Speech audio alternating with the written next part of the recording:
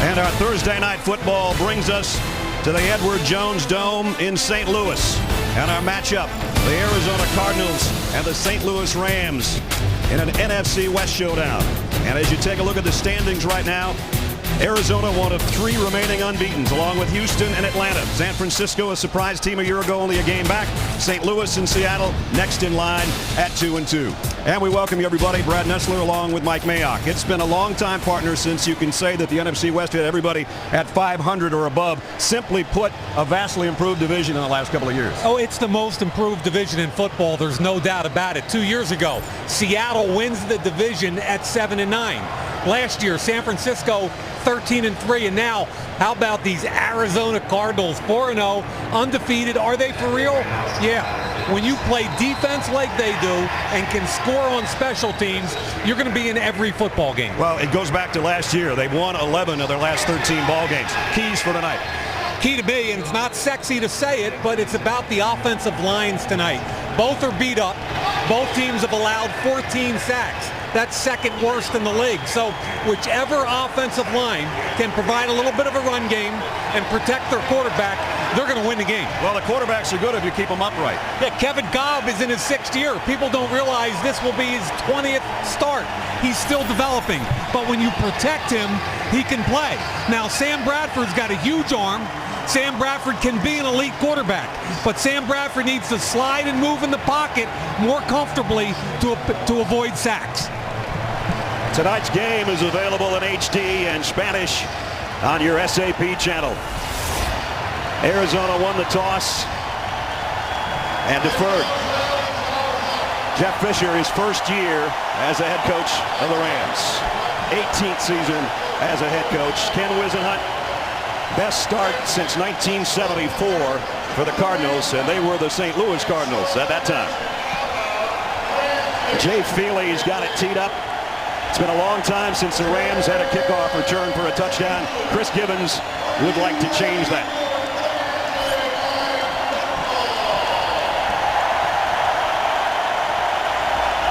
Arizona 4-0, Rams 2-2, and we're underway in St. Louis. Gibbons will take it 5 yards deep, and he'll bring it out. And he got across the 20, got some blocking. Heads to the near sideline. Nice return out near the 31-yard line. Rick Toller made the stop, but a 36-yard kickoff return. Sam Bradford coming out for the Rams. The offensive front has really been shuffled due to injury. Harvey Dahl is probably the mainstay on that right guard spot. The backs and receivers look like this. Jackson, one of the best in the business. Amendola, the number 2 receiver in the league right now. And good starting field position for the Rams on offense.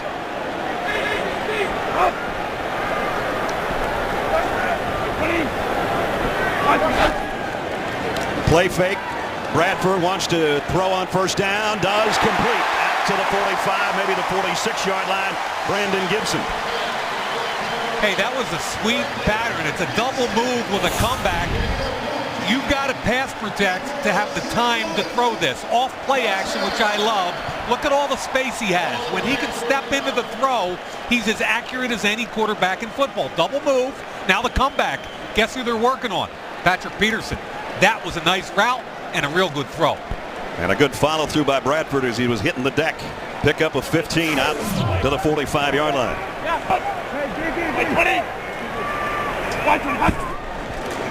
Play fake again. Bradford's going to go deep. Amendola's out there. Got it.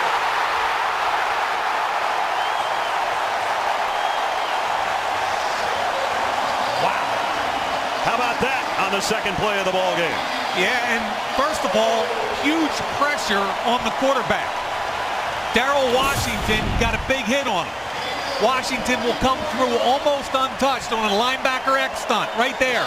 Now, despite getting hit, look at the accuracy, and this is the premier matchup of the evening. Patrick Peterson against Danny Amendola. Amendola creates space And then look at the one-handed catch.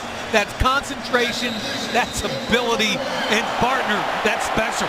And that's 44 yards to the 11. We talked about that matchup in the pregame, and there it was. And round one goes to Amendola. Love the first two calls, play action and attack Patrick Peterson. How about that? And Bradford now in the shotgun with 4 wideouts. Set to throw again. 3 plays, 3 passes, end zone. Just overshot Austin Pettis. Talk about lighting the dome up early, huh? Talk about aggressive play calling. Ryan Schottenheimer. Schotty's coming out of the booth just calling an aggressive game plan, and you got to love it because, let's face it, Arizona's an aggressive defense. They're expecting to run early with Steven Jackson in the game, and they got him on their heels. Steven Jackson back in there. They have yet to run the ball. 3 wides to the near side. 2nd and 10. Rams opening drive at the Cardinals' 11-yard line. Bradford again to throw. Running out of time, running out of the pocket, and getting what he can to about the 6-yard line. Sam Acho made the stop. And that's what I want if I'm a St. Louis Ram coach. It's not there. Tuck it, Sam, and get as much as you can. And that puts yourself now back in a manageable 3rd down situation. They can get a 1st down inside the 2. 3rd down at 6. He wanted Amendola that last time, and he's going to get double teamed. And look who's on him right now. Amendola and Patrick Peterson. That's in the slot right there in the middle. Here it is right here. Will they give Peterson any help, or are they going to let him take him by himself? On 3rd and 6. Bradford flushed out of the pocket. Going to be a tough throw, but he got it there. Touchdown.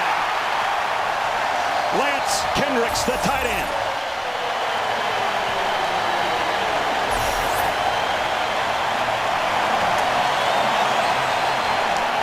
Now, Kendricks was in line that time.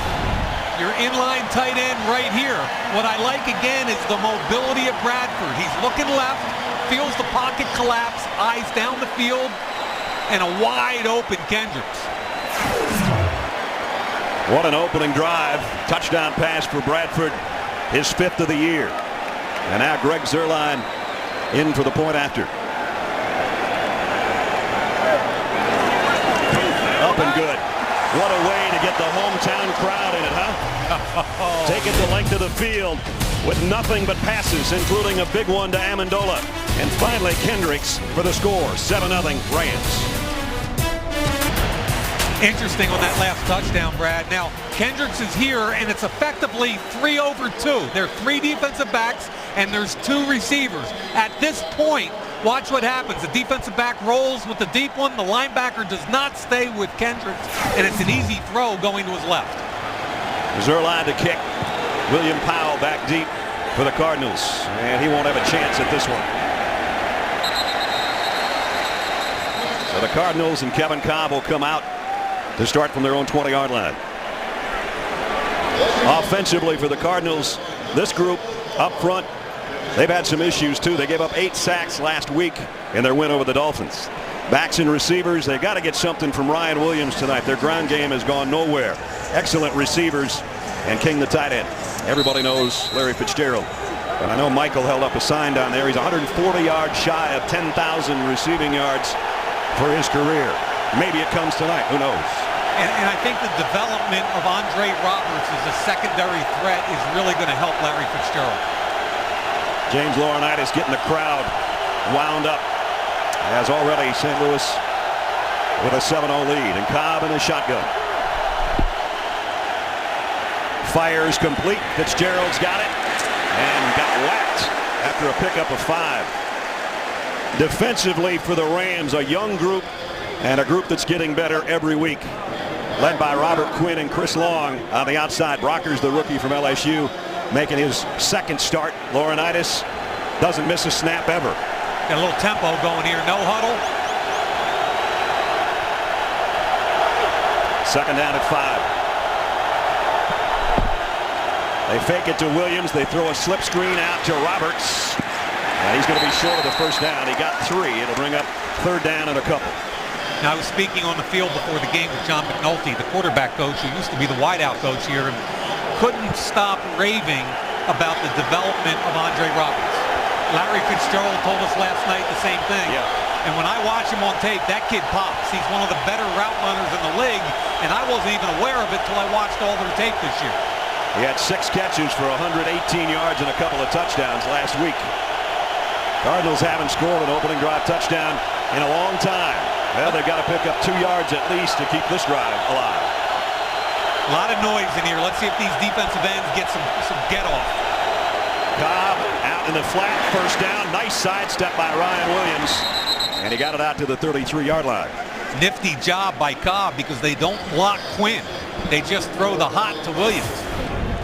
Here comes Quinn. They don't touch him. Williams slides out of the backfield. Cobb sets his feet, throws from a different platform, and takes the hit. And he did take a hit at the end of that play. First down, though, out to the 33. Williams a single setback. Not a big running game so far in the first 4 minutes plus. Now we get Williams on the ground. And he gets a nice run off the left side. Robert Quinn made the stop, but he picked up 4. They got to get something out of this kid, Mike. And you know, when you lose Beanie Wells, who's your bigger, more powerful back, now Ryan Williams, who was a second-round pick out of Virginia Tech, all the ability in the world, but there hasn't been much there for him, Brad. It's an offensive line issue to me right now. It's not a running back issue. Beanie Wells out 6 more weeks before his return. He'd be a late addition to what they hope is a playoff stretch drive. Second down 6, 4 wideouts for Cobb. Rams showing blitz, and Cobb changing things at the line. They back out of it, and Cobb throws. What a catch by Larry Fitzgerald. I thought that ball was going to be too wide and too strong, and he just went out there and snatched it. I'm not sure there's anything that's too whatever for Larry Fitzgerald. True. And it's a great catch. I mean, you'll see what a hands catch it is because it's thrown to his outside. What I like there, Brad, the ball got out quickly. Kevin Cobb's making immediate decisions, and that gives you 3rd and a foot. Fitzgerald to the sideline as they bring in an extra tight end on 3rd down and that foot that Mike's talking about. Quarterback sneak. Looks like he got enough. The spot from the far side looked good, and now got a little skirmish going on at the end of the play. If the official on the far side of the field spots it where he ran in, it's going to be a first down.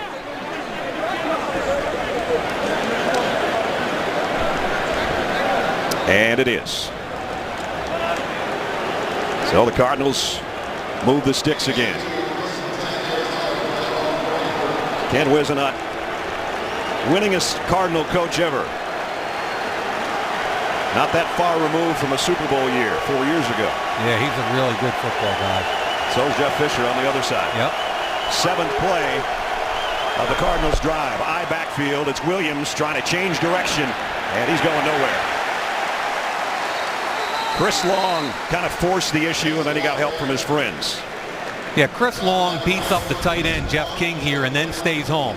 King is right on top of him. Chris beats him across his face, but sees the football come back. You can see him open his hips, make the tackle. That's why this kid was a first-round pick, and they just re-signed him to big money.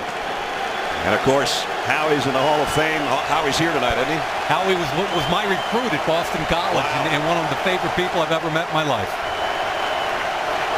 Gets a chance to watch his kid on Thursday night before he has to go to work on Sunday. Play action. Cobb's really got to get rid of it, and he got it out in the flat to Roberts, and Roberts close to another first down. And boy, Kevin Cobb, you talk about it coming out fast. It had to, because Long was coming again. Yeah, and you talk about throwing from different platforms, meaning you don't have the comfortability to just stand there and make the normal throw. Watch him throw it sidearm, 3/4, because of the immediate rush. Nice job getting rid of the football. I love Andre Roberts involved early. All it's going to do is open the door a little for Larry Fitzgerald later. They've converted 3rd and 2 and 3rd and 1 in this drive. They've got another 3rd and 1 here. Last time it was a quarterback sneak. This time it's Ryan Williams behind his fullback, and he's got the first down. Spins his way backward inside the 45.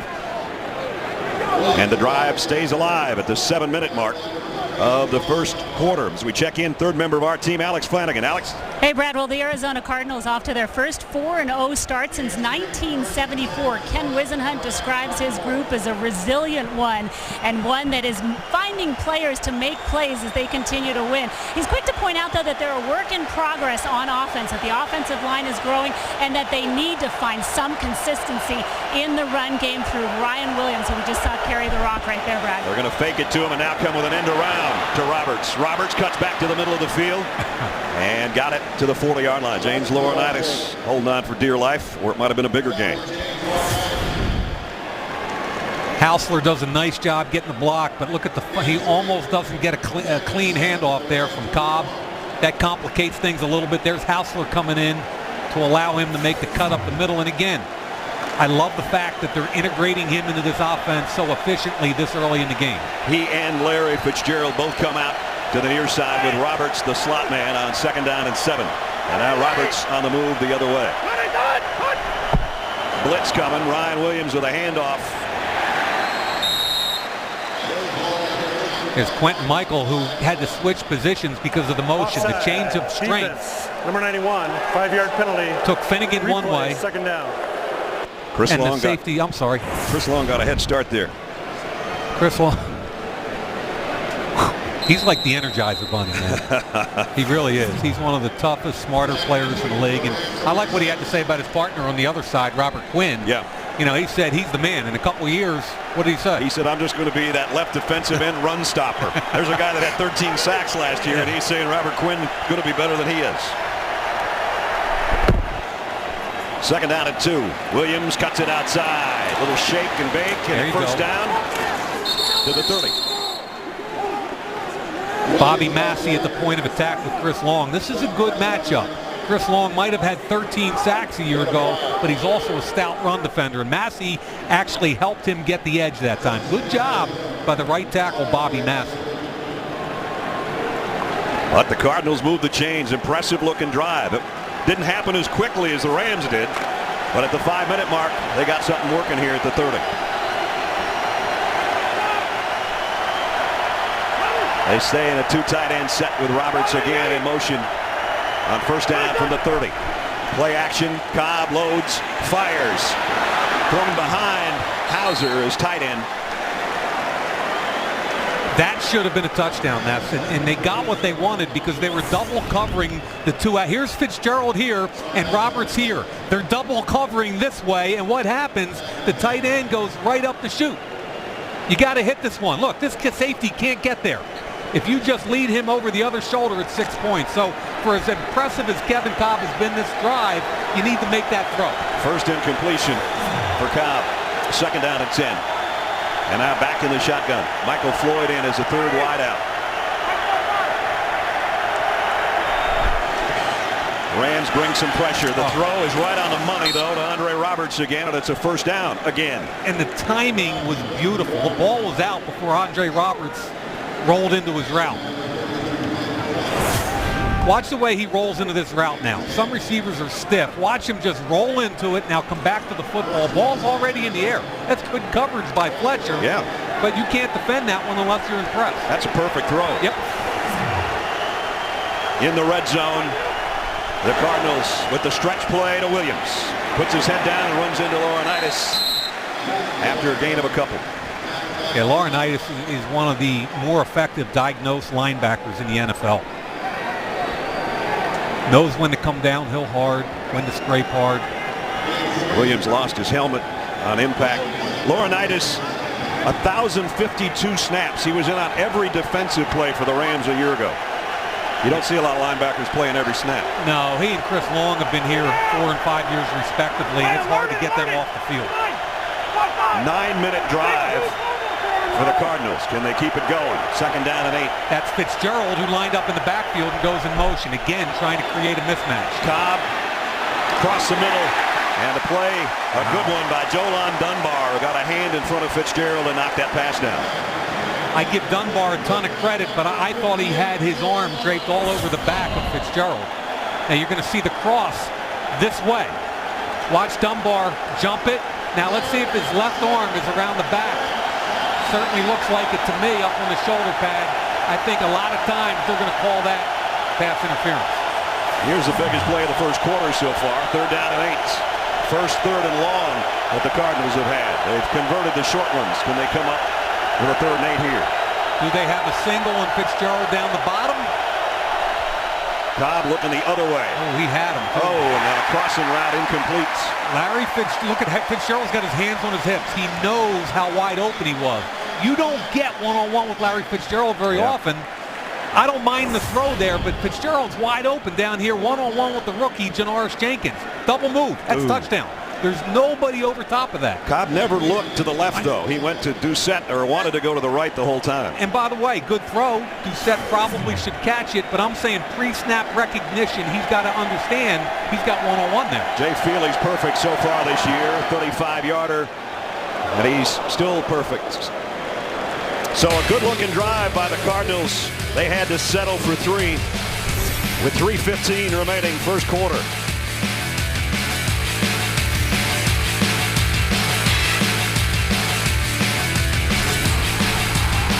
Sundays wake up with First on the Field and NFL Game Day morning. This Sunday, First on the Field shows how the Packers' Charles Woodson has taken advantage of rookie quarterbacks over the years and what that could mean for Andrew Luck. Game Day morning, Eagles and Steelers are getting together, and we examine Michael Vick and Big Ben's ability to take hits. We'll also bring an in-depth look at the Broncos-Patriots game and a legendary rivalry between Peyton Manning and Tom Brady. First on the Field and Game Day morning all starts Sunday, 7 a.m. Eastern on NFL Network. 3:15 remaining first quarter as Feely, who just hit the field goal, kicks away. And this one's going to be too deep for Gibbons, and the Rams will come out to the 20-yard line. Well, their first drive was an impressive one, led by Sam Bradford. We'll see how they do with their second possession and a 7-3 lead when we come back. Great shot of the Gateway Arch and downtown St. Louis. Our earlier coverage presented by Southwest Airlines. Brad Nessler, Mike Mayock, Alex Flanagan, and our NFL Network group here, where the Rams lead the Cardinals 7-3. Their opening drive, Sam Bradford, 3 out of 4, 3 different receivers, and a 7-yard touchdown pass. Now they start at their 20-yard line.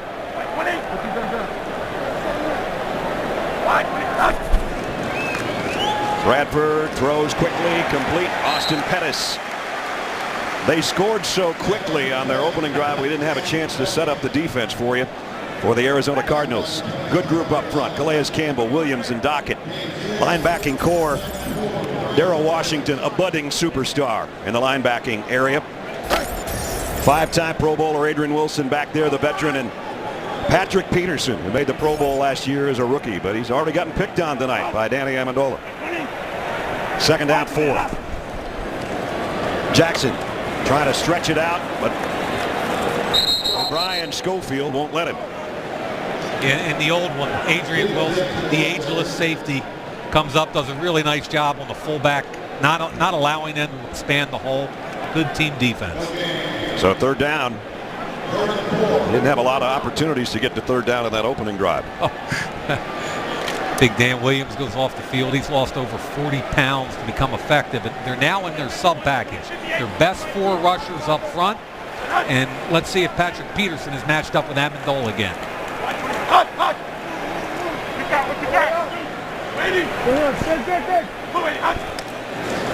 Here comes the pressure. Bradford steps up in the pocket, fires, dangerous pass. Amendola, the intended receiver, and Patrick Peterson was on him like glue. Yeah, and I think Patrick Peterson was surprised that Bradford threw the ball, as I was. I don't think you could throw that football, and he's fortunate that one of the better football players in the league didn't pick that and dance into the end zone. And one of those better football players in the league drops back to the 35-yard line.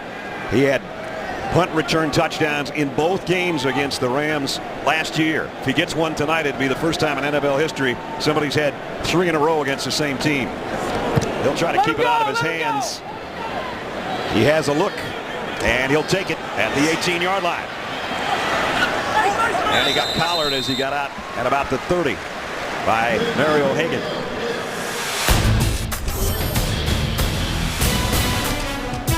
Has a look. Yeah. Takes it in and got an 11-yard return. We'll return right after this. Thursday Night Football is brought to you by Chase Freedom. Get your cash back. Go to chase.com/freedom and activate bonus cash back today. And by GMC. Vote for the Never Say Never moment of the week at NFL.com/GMC. You know, now special teams is tough duty, and I love the design on this last play. Watch McLeod, number 23, go in motion, expecting the gunners to come after him from the inside. Rashad Johnson, he never saw Rashad Johnson coming. You want to talk about helmet to helmet, but that's legal. He's not a defenseless player, and when you have Patrick Peterson back there, the whole point is to slow down the gunners. He knows Rashad now. Hello, Mr. Johnson. First down for the Cardinals at their own 29-yard line. Cobb straight back to throw on first down, and now on the run, he zips one down to Fitzgerald. Almost over the line of scrimmage when they let go of the ball, and a pickup of 19. Yeah, I didn't know why he didn't throw it to Hausler, who was open, and I like what happened better. I mean, he bypassed Hausler, who was the check down, and because he kept the play alive, Fitzgerald found the hole. And if you put it on his body, that's a catch. And Larry Fitzgerald, one of the best around. Oh, how about what a human being he is? Oh, man. He's a joy to be around and visit with. First down at the 48. Cobb just killed the play, called a no one. Comes a blitz. They had him wrapped up, and he got away. Going to get what he can. He takes a big lick over there on the sideline from Bradley Fletcher. Yeah, I'm a little surprised he was able to get away from this. He hasn't shown this kind of ability. Watch the linebackers here coming on an X. Comes free, makes a miss. That's Jolon Dunbar, who should have had it. Now here comes Bradley Fletcher, the fourth-year corner from Iowa. Big hit on Cobb. But both quarterbacks, Brad, keeping plays alive. Second down at 10. Williams back in there in the backfield. Roberts in motion. And they'll give it to Williams. Trying to stretch it to the edge. Larry Fitzgerald got away with a hold on the edge. Got 4. Finnegan knocked him out of bounds. Two of my favorite players in this league up against two of the most feisty players right here. Cortland Finnegan and Larry Fitzgerald. They're friends in the offseason. Fitzgerald says he works out with him and has a ton of respect for him, but Cortland Finnegan will not back down from any player in this league, regardless of size. A quick first quarter. Good first quarter. Yeah, man. The undefeated Cardinals trailing the hometown Rams at the end of one. Courtesy of a Sam Bradford touchdown pass. Rams lead 7-3.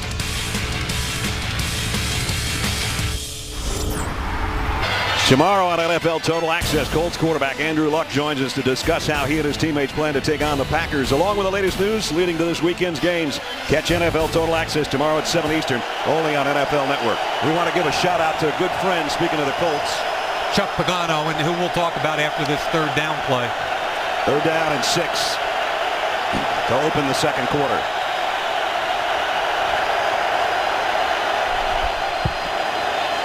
Pressure coming from Long, and down he goes.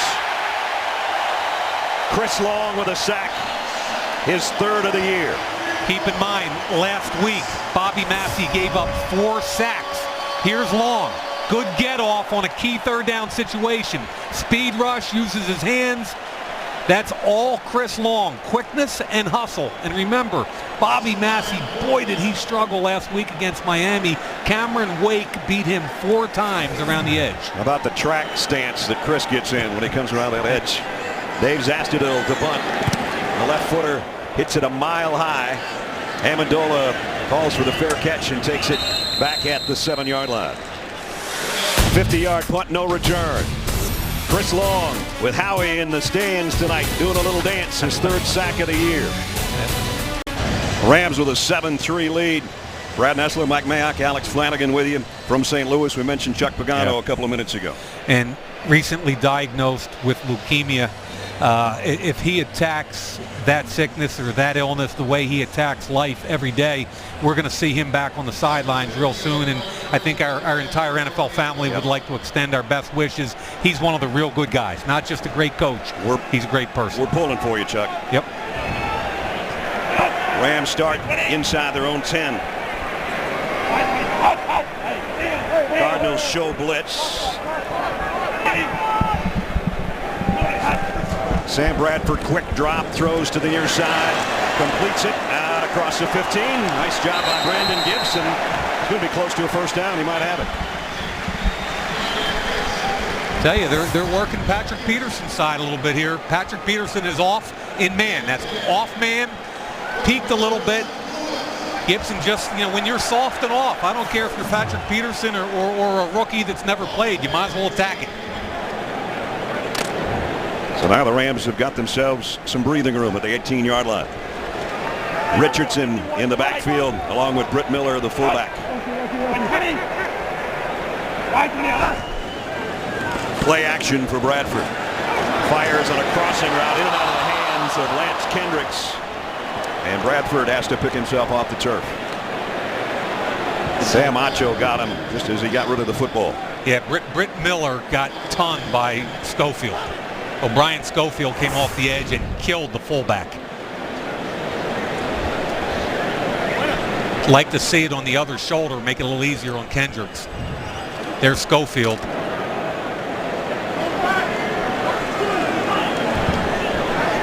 And that'll rearrange your lower spine a little bit. No doubt. Second down and 10. You got to keep his feet clean, and then he can be one of the most accurate quarterbacks in this league.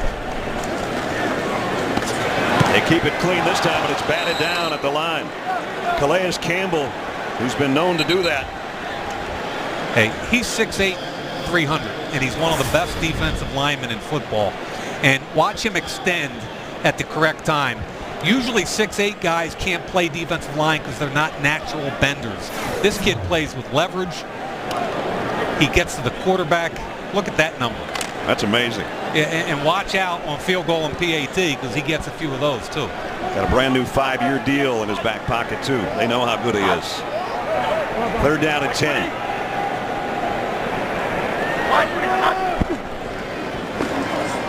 Straight four-man rush. Bradford goes down the middle. He had Amendola open. And incomplete. You know what happened is Amendola hesitated. He was going to sit it down. Bradford wanted him to continue. So it's a little bit of a disconnect. Amendola's inside. He's going to break in. He's wide open, and he wants to sit it right there. Bradford leads him into the middle of the field. See? Disconnect. And he's saying, keep going.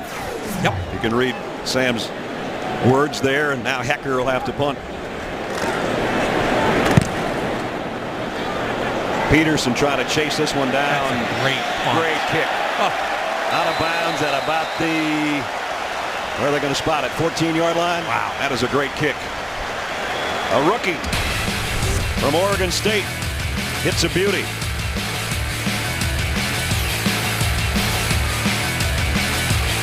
Cardinals hold the Rams on a third down, and then a rookie punter hits it 68 yards to pin him down at the 14-yard line. Yeah, in the coffin corner. I mean, that's as good as it gets. Roberts in motion to the ball, and it's Ryan Williams on the carry. Picked up 4. Michael Brockers knocked him off his feet. That last incompletion Bradford intended for Amendola, and watch the reaction of both guys. Bradford said, you got to keep going. Amendola said, no, don't lead me into the linebacker. I want to sit it down when I'm open. And that's healthy, and I'm not going to arbitrate that discussion. They'll be on the same page the next time they take the field. Looking into the eyes of James Laurinaitis, the middle linebacker. Play action. Cobb fires near side. Nobody there except one of the coaches. Did somebody get a piece? Did Robert Quinn get a piece of that from behind? That came out funny.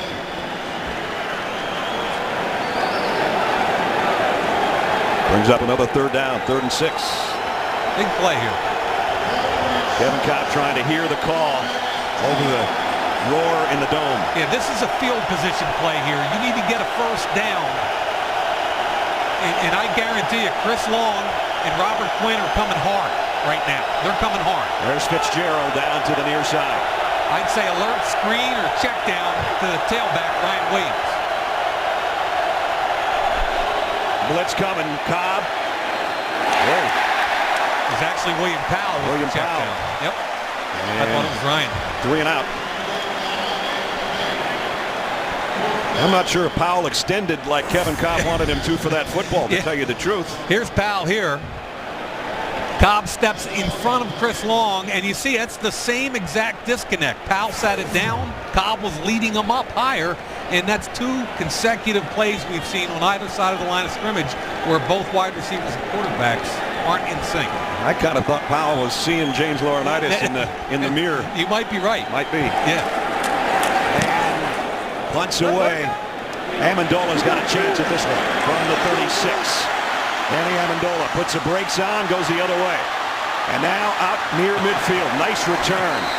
A 14-yard punt return of a I love watching that kid play. Right at midfield.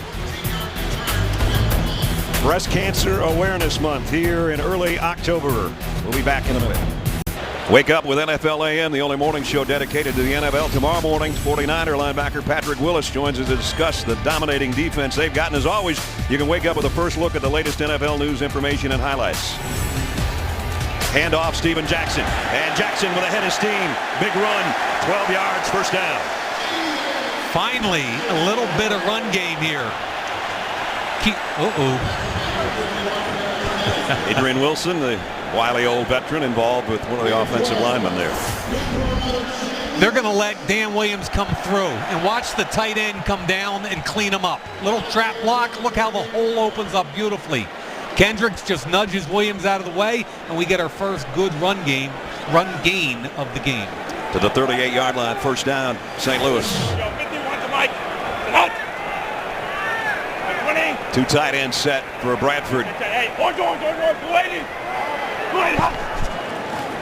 Jackson again. Tripped up as he got inside the 36-yard line. Sam Acho.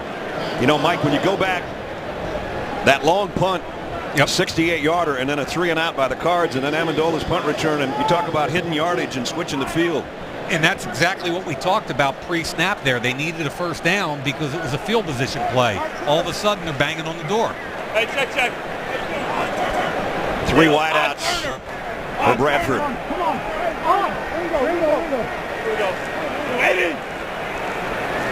On second down and 7, blitz. And in the dirt, incomplete. It'll be third down and long. Talk about a ball coming out funky, huh? Yeah, really. I thought it almost hit somebody's helmet. Let's see this throw. I guess he just threw it in the dirt, huh? Yeah. He's only hit one of his last 6. Yeah, they came out on fire, didn't they, with play action early. And now it's another 3rd and 8. And they really haven't, outside of that first big throw to Amendola, they haven't found him. Gibson's been the guy. He's in the slot right now. Amendola on the right side. Go. 3rd down and 7. Kendricks, the tight end, in motion. Bradford sets. Double Fires move. deep middle. Amendola had it in his hands and couldn't hold it. And it was a beautiful move on Patrick Peterson. Little double move, and Bradford put it on him. So, A, it's protection. Great job stepping up into the pocket. Look at the route now. Double move. Peterson bit. Now you've got some clearance, really. And Danny Amendola comes down with that 99 out of 100. Greg Zuerlein, the rookie, this is a chip shot for him. This is a 53-yard field goal attempt. He hit from 58 and 60 last week. Should be like an extra point. Hasn't missed all year. Holy smokes. Wow. That went into the net from 53. Greg the leg. That was easy. 10:45 remaining in the half. This kid has got a big-time leg. 10-3 Rams. Thursday Night Football is brought to you by Burger King and the new Chicken Parmesan Sandwich. And by Chase Freedom. Get your cash back. Go to chase.com/freedom and activate bonus cash back today. Talking about cash, this guy's money. Rookie kicker, Greg the Leg Zuerlein. And what a weapon to have. 13 straight to open up his rookie campaign. I mentioned a 60-yarder last week, the longest ever by a rookie kicker in NFL history. And that 53-yarder he just hit could have been good from 63. Dude, he's 4 for 4 at 50-plus this year. Amazing. His kickoff is 9 yards deep, too, and Powell won't bring it out. You know, when we had our conversations with Jeff Fisher, we asked about this kid. Yep. Like, where did he come from? And the scouting department did a great job identifying him, so they sent John Fossil, special teams coach, over to his college at Missouri Western. And Coach Fisher said the kid went 8 for 8, including 5 over 55. Fossil came back and said, hey, we got something here. Yeah, you're not going to believe this guy. And they took him in the 6th. He wasn't even invited to a combine. He had to go on his own to the Super Regional Combine. That's a long way from there to the 6th-round pick. Now trailing by a touchdown. Cardinals work from their own 20. Cobb, quick drop, slant. Larry Fitzgerald on the receiving end, and it's incomplete. You got to put that on the other shoulder. You talk about accuracy and a foot or 2 feet here or there. That's the difference between a completion and an incompletion. If you put it on the front shoulder, Finnegan can't break it up. The body would protect the ball. If you put it on the back shoulder, Finnegan can drive right through it. Larry Fitzgerald almost never drops passes. I think he's dropped 1 in the last 2 years, or going back to the beginning of last season. But that one was thrown behind it. 2nd down 10.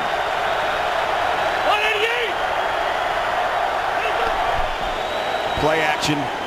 Cobb, deep middle. Oh, what a play at the last second by Janoris Jenkins, the rookie.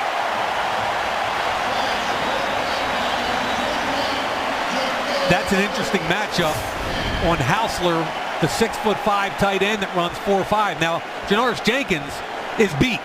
Look at the catch-up speed right there. That's not a badly thrown ball. Would I like to see it thrown higher and out further to take advantage of the height? Absolutely. But that kid's got special feet and recovery skills. Janoris Jenkins started his college career 3 years at Florida and then North Alabama after some issues in Gainesville. Here they come. 3rd down and 10. Chris Long in his track stance again. Cobb steps up, throws complete, and it is to Hauser, the tight end, and down the sideline. After the catch, Hauser, nice move, and picked up 25 yards. I love the pass protection and the ability to push both ends up high like that. Wow. Sorry, my telestrator went nuts there. He steps up, climbs the pocket, and hits Hausler.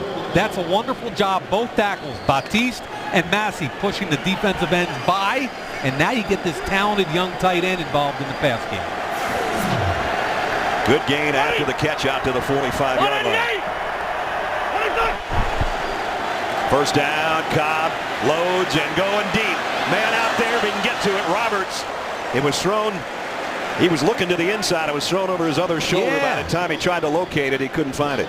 And Ryan Williams does a great job. Watch him eat up grass and stay square on the blitzing Quentin Michael. Good job in pass protection. Cobb steps up correctly, but throws it on the wrong shoulder. He wins. He wins inside. Don't put it back outside. Roberts looked like a bobblehead doll there for a second. Couldn't locate it, so it's 2nd down and 10. Chance to make a play there, man. You got to take advantage of those. Michael Floyd in there wide out right now. He's in motion toward the ball. Williams puts both hands around it and picks up 5. It'll be 3rd down and 5. Key situation here for Arizona. Good field position, 3rd and 5. You need a conversion. Points on the board. They got it right at midfield. 4 out of 7 on their 3rd down conversion so far tonight. Trailing here by a touchdown. With 9.5 minutes to play in the 1st half. Now they line Fitzgerald up everywhere. Inside, outside. They're looking for a mismatch. It looks like he has it right now with Fletcher. Cobb throws complete inside the 40. And it's Michael Floyd. Got it. Oh, he dropped it. Yeah, you got to catch this football. Laurinaitis does a good job. I don't know if Laurinaitis stripped it or not, but you got to catch this football. Let's see. It's right. I think it's between the 1 and the 5. Yeah. That ball's got to be caught. He had an opportunity to make a big play a week ago on a deep fade and couldn't come up with it. He's a talented kid, but you got to make those catches. The #1 pick out of Notre Dame. Zathdil now to punt. Amendola had a nice return on the last one. He stands back at the 10-yard line. Let him go. I don't think he's going to have a shot at this one, but will it get to the end zone? Whoa, took a nice bounce for the Cardinals at the 4-yard line. Michael Floyd looked like he looked it in, but he didn't. And Kevin Cobb says, brother, you got to hold on to that one. Get coverage of every NFL game with NFL Mobile from Verizon. Live NFL games Thursday, Sunday, and Monday nights. Every touchdown from every Sunday afternoon game with NFL Red Zone, NFL coverage, and more. Call ** NFL to download NFL Mobile or go to bzw.com/NFL to learn more. Tough spot for the Rams. Second start inside their own 10-yard line as Jackson goes out to about the 7. And Mike, this is where the Cards have been good since the middle portion of last year under Ray Horton, their defensive coordinator. They've been pretty stout. This defense has been as good as any in the NFL. Right now they're number 3 in points allowed against the Patriots. That was huge. Then they go to the Eagles, one of the most explosive offenses in the league. No touchdowns. A total of 4 touchdowns. They're averaging 15 points allowed, and they're only behind Houston and Seattle. Of course, that 4 touchdowns is 5 now tonight, courtesy of the opening drive of the Rams. You know, I was impressed with Ray Horton last night, Brad, when we met with him. I was already impressed with the way he coaches, and I think it's kind of cool that he's a Dick LeBeau disciple, both being drafted and playing for him in Cincinnati and then coaching with him at Pittsburgh. A lot of that influence with the overload blitz and the double A gap blitzes, but he's a head coach candidate in my mind. Yeah, I agree with you 100%. Third down and 5. Sam Bradford has missed his last 5 passes.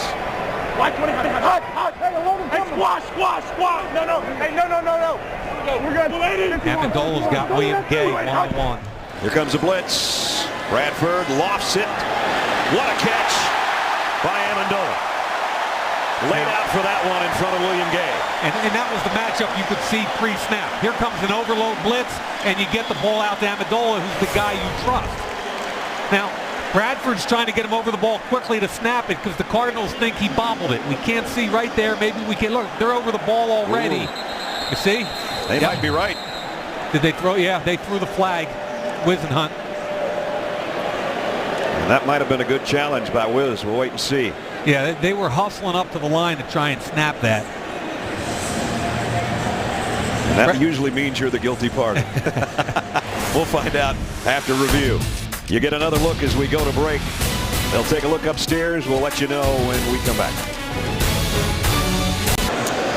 Danny Amendola looking up at the big screen. I think he hurt his shoulder maybe laying out for this pass as this one's under review on a challenge. Yeah, I think this is coming back, Brad. You can see the ball hit the ground clearly. After reviewing the play, it's an incomplete pass. Yeah. It'll be 4th down and 5 yards. Amendola stayed just long enough to see. Please reset the game clock. Whether or not it was a catch. You see him working on his shoulder, it looks like, on the sideline. Alex?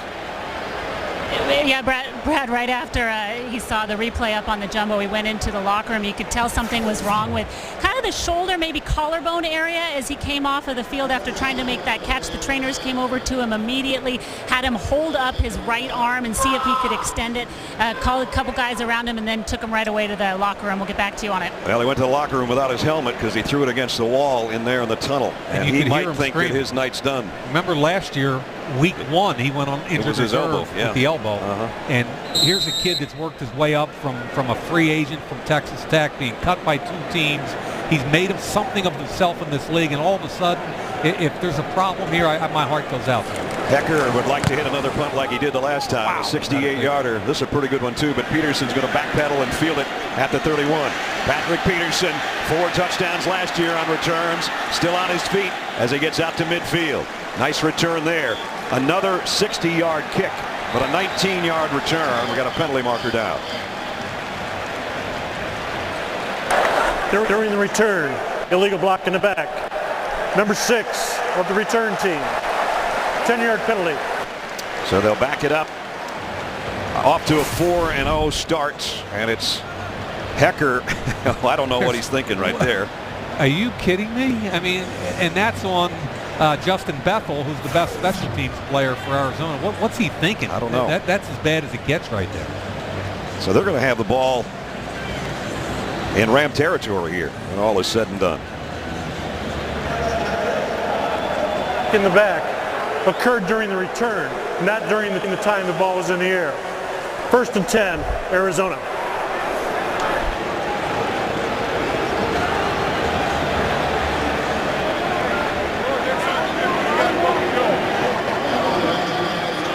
So Peterson, a nice return, and sets up his offense just shaded on the Rams side of the 50.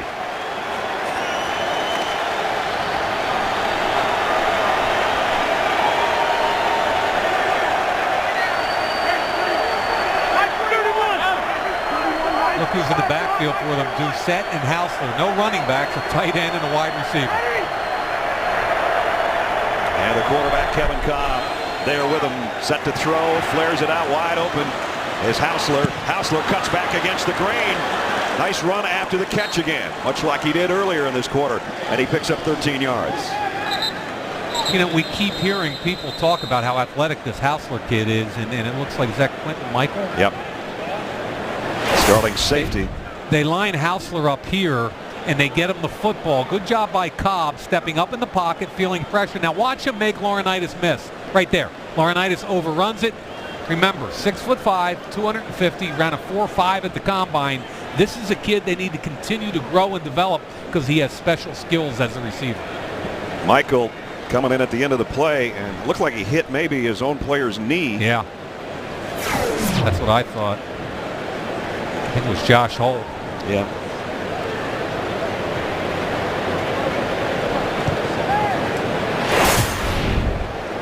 It looked like 56. Josh Hall with the knee to the back of the helmet of Quentin Michael, the veteran out of Boise State. Training staff's out there. Jeff Fisher's out there saying, guys, let's back up. Wants to keep him away from the trainers and the medical staff. Again, as his head goes down the side of the left knee. Oof. Wow. This is where everybody on both sides is hoping that it's not something serious. Yeah, this is where it becomes fraternal. You're all brothers at this point. Yep. You can see the Cardinals saying a prayer, as we all are. Stuart Bradley. Yep.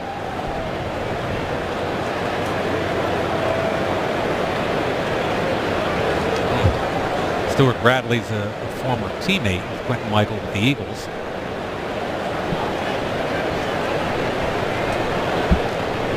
Michael's second on the team last year in tackles, so he's a guy that does stick it in there and make a lot of stops. Second year with the Rams after those 8 years, as Mike said, with the Eagles. It's tough enough, Brad, when you got to compete with the other team on these kind of hits, and it's just so sad when it happens on a hustle play against one of your own players. I think he is sitting up. We can't quite tell, and that is great news. Got a whole group of players praying about 7 or 8 yards away from him. Yep. His teammates in that huddle right there. Yep. And he is up. There we go. You can all clap. Good. Including us. Yep.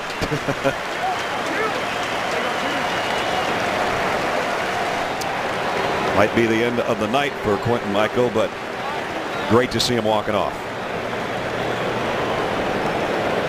This is where the new NFL concussion guidelines come into play. There'll be an independent person. They'll make sure that before anything happens. The game, the first drive of the ball game, Sam Bradford was almost perfect and took his team 69 yards in a little over 2 minutes to get a 7-0 lead. First offensive touchdown for them in 3 games. Kevin Cobb, 9 of 18. He's got a first down here at the 37-yard line.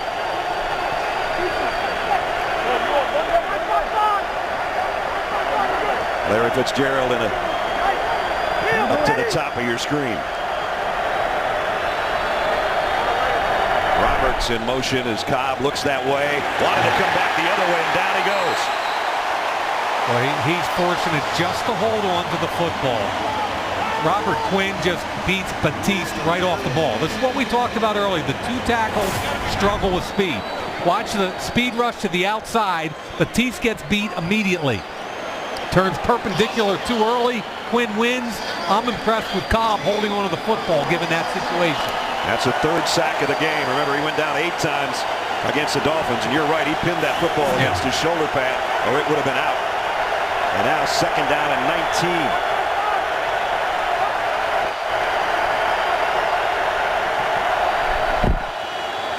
Cobb open over the middle is the tight end. Hausler got some of it back.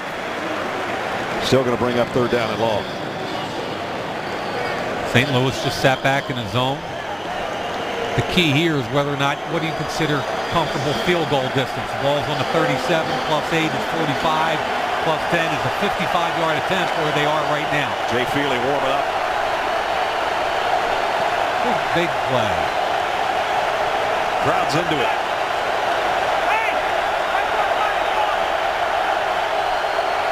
Third down, 11.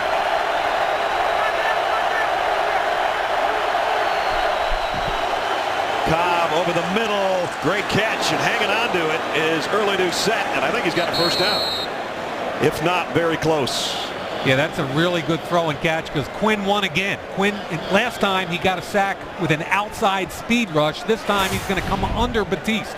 He's here. He's going to come under Batiste, get immediate pressure in the quarterback's face. Another sidearm throw, very accurate, and I'll tell you what was it, second and 19, Brad? Yep. Make 2 pretty good plays, and you get a first down. First down at the 27-yard line.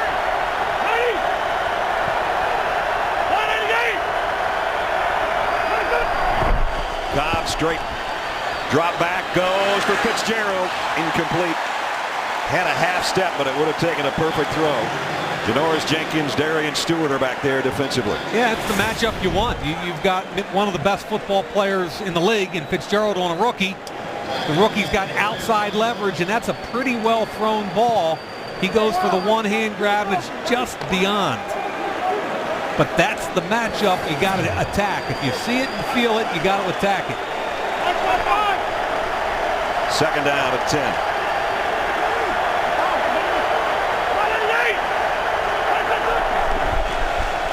Williams hit in the backfield, keeps his balance, and got a couple out of it.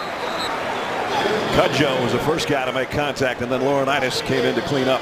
Yeah, Cudjoe just third down and long again. Yeah, he followed the guard pulling right in behind, and as you said, Brad, he was the first guy to disrupt the play. So now you're in field goal distance comfortably. You can't take a sack or an interception. Kevin Cobb's got to be thinking ahead. He made a horrible throw in the red zone last week that almost cost him the game. When in doubt, get rid of the football. 3 receivers to his left on third down and 8. Motion movement up front now. Which way's that one going to go? I think it's against St. Louis, and I think Darren Collins jumped off just to show it. Defense, number 90. 5-yard penalty.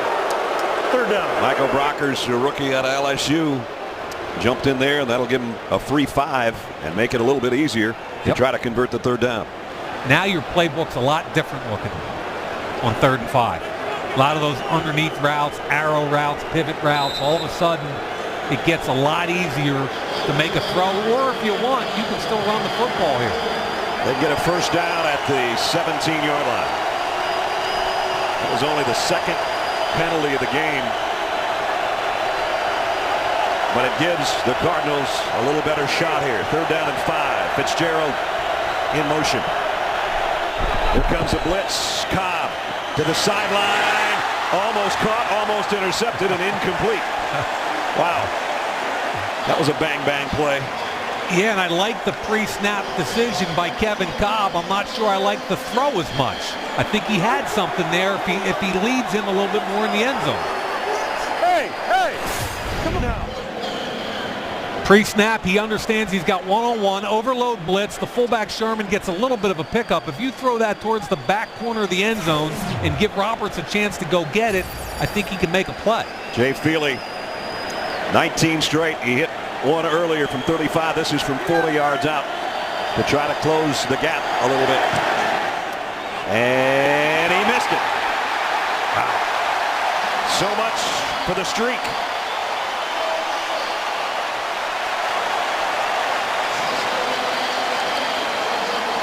Still 10-3.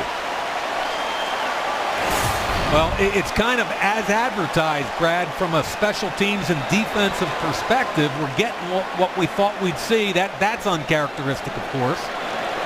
But, you know, Arizona's generated 129 yards of offense. St. Louis 109. Two dominant defensive efforts after those first drives. Jeff Fisher told us yesterday afternoon this game might end up being 13-10. We're on pace right now. He's a savant. Nice run by Daryl Richardson, the rookie out of Abilene Christian. I kind of like this kid. 7th-round pick. Not a lot of publicity generated about him. You know, Brad, they drafted 2 running backs, Isaiah Pede in the 2nd round, who was the big-name kid from Cincinnati, and Richardson in the 7th. Richardson has consistently outplayed Pede to the point now where he's getting almost equal snaps in the backfield with Steven Jackson. We saw Steven Jackson over there on the sideline. 2nd and 3. Give it to him again. He slips this time. Get up. He tried to. Right. Cardinals weren't going to let him go. Let's check in with Alex. Hey, Brad, well, there's certainly indication that the Rams really like their running backs. The news came out today that the Rams will allow their all-time leading rusher, Steven Jackson, to void the final year of his contract. I talked to Les Snead a little bit about it before the game. Seems like it's a bit of a courtesy thing to Steven Jackson so that he can go out, maybe become a 3rd down back somewhere like LaDainian Tomlinson did, but he couldn't opt out and might not be with this team after this season. Well, he's been a workhorse. 7 straight 1,000-yard-plus seasons here on a Rams team that has not been able to make the playoffs for him. Trying to this year. Bradford, deep drop. Look out. Wow. Down he goes. Way back around the 25-yard line. Darrell Washington, that linebacker that I said is a budding superstar, just leveled him. He really is, and there's some confusion up front between Harvey Dahl, Barry Richardson, and the tailback, allowing Washington to come off. Here's Washington. Both the guard and tackle come down. He comes clean. A guy that got hit way too many times last year, Sam Bradford, doesn't want to take too many more of those. Going to be 4th down when we come back. We're at the 2-minute warning in St. Louis. The hometown team up 10-3. The Lexus halftime is coming up. Join me, Rich Eisen, with Irvin, Dion, and 2 returning alums, Kurt Warner and Marshall Falk, as we analyze the first half. Brad, Mike. All right, Rich, we'll see you in a couple of minutes. Hecker into punt. He's averaged 61 yards a punt so far tonight. But remember, Patrick Peterson, flags are down, is on the other end. Tough catch, nice spin. Peterson, a guy that can change a game in about 10 seconds. Peterson across midfield. I think it's again, coming a penalty back. marker on the play. Yeah. I think Arizona jumped on the edge, Brad. Well, he didn't get all of that one, only a 56-yard. It was pretty cool watching the way he caught that ball and checked out the gunners simultaneously. I mean, he's special back Offside. Defense. Number 29. Yep. Penalties decline. Down. So they take a 35. No, that's incorrect. That the penalty's not declined. From the previous spot. There you go. John Perry repunt got it it, straight right? the second time, right? Check his eyes out now. You're looking at the ball, but where are the gunners? Now the head comes down. He's checking the gunners. It's like a really good center fielder who just innately has a feel. Second look at the gunners, and here come the eyes again, and then a big play. You used to shag punch. Did you get 2 peaks or not? I didn't even get 2 feet, let alone 2 peaks. Kidding me? Look at the spin move, because he knew the gunner was coming. He understood because of that second peak. He's going to have to make that first guy miss quickly. Takes a big deep breath after that 35-yard return of the last one. 2 peaks. Kidding me?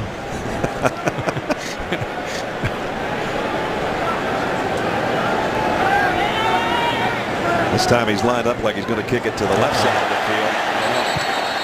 And whistles and flags again. Oh, Justin Bethel jumped into the neutral zone.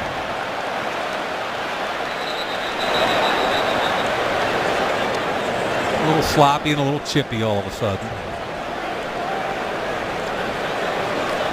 Ken Wisenhunt just said, what's happening? John Fossil, special Neutral teams zone coach. infraction. Defense number 31, 5-yard penalty, 4th down. They keep messing around. They're going to get a first down out of this. It's 4th down and 2.5 now. They're the best team in the league at hidden yardage, and they just cost themselves because of that punt return that should have been, except for the offside. You saw Jay Feely on the sideline. Patrick Peterson told us last night, I just have Feely do all the distance about where I should stand. I can't pay attention to that. So Feely put him at the 15-yard line.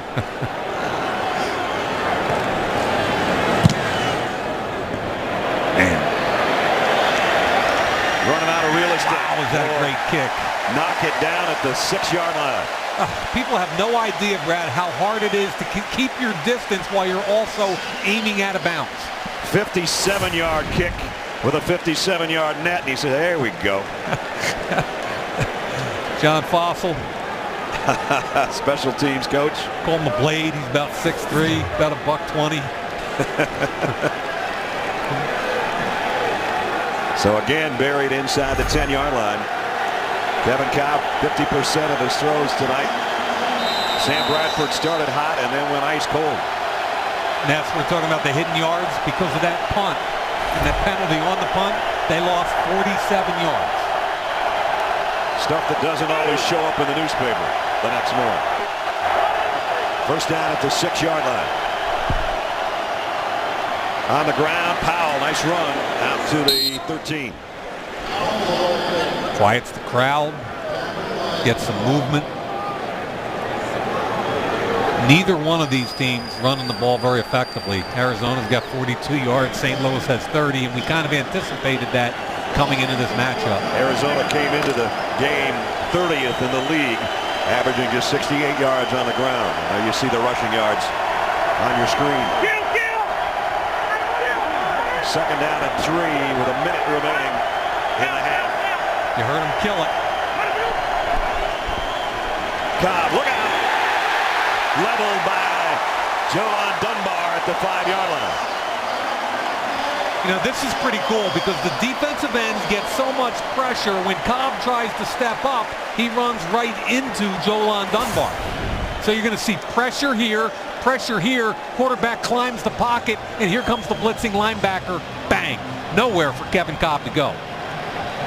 Dunbar, the former Saint. Chris Long enjoying a teammate and getting a sack back there at the 5-yard line. What did Chris tell us the other day? It was so much fun to know that you could step on the field and compete with a realistic chance to win, right, instead of trying to trick yourself every week into thinking you might.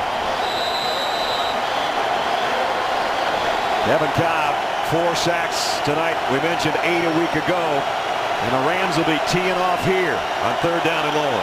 Yeah, they're going to have to start helping out their tackles a little bit, which is what they had to do last week to give Cobb a chance to make a play. That Rams front again in their track stance. 3rd down and 8. Cobb, here they come. He got the throw away to Powell. Only to the 10. Flag down late in the end zone. I think it's going to be a roughing. Kevin Cobb, helmet off and on his knees. Personal foul. Roughing the passer. Number 98. Defense. 15-yard penalty. Automatic first down. Kendall Langford, the defensive tackle, with a penalty. Releases the football. Langford comes in from the front. I don't think it's Quinn from behind. It's Langford from front. And remember, if you're defenseless and there's any kind of contact with your shoulder pad, elbow, forearm, or helmet to the neck or head area, it's an automatic. Jeff Fisher not agreeing. It almost looked like Langford tried to pull up at the end, but it is helmet to helmet. There's as much as you might or might not like it, that's the rule. It was correctly officiated there. Kevin does a good job pulling the helmet off and selling it. Rams 3 penalties, all on their defense, and it gives the Cardinals a first down out at the 26-yard line. They've got all their timeouts remaining. Kevin Cobb much like last week, has been knocked around in this first half.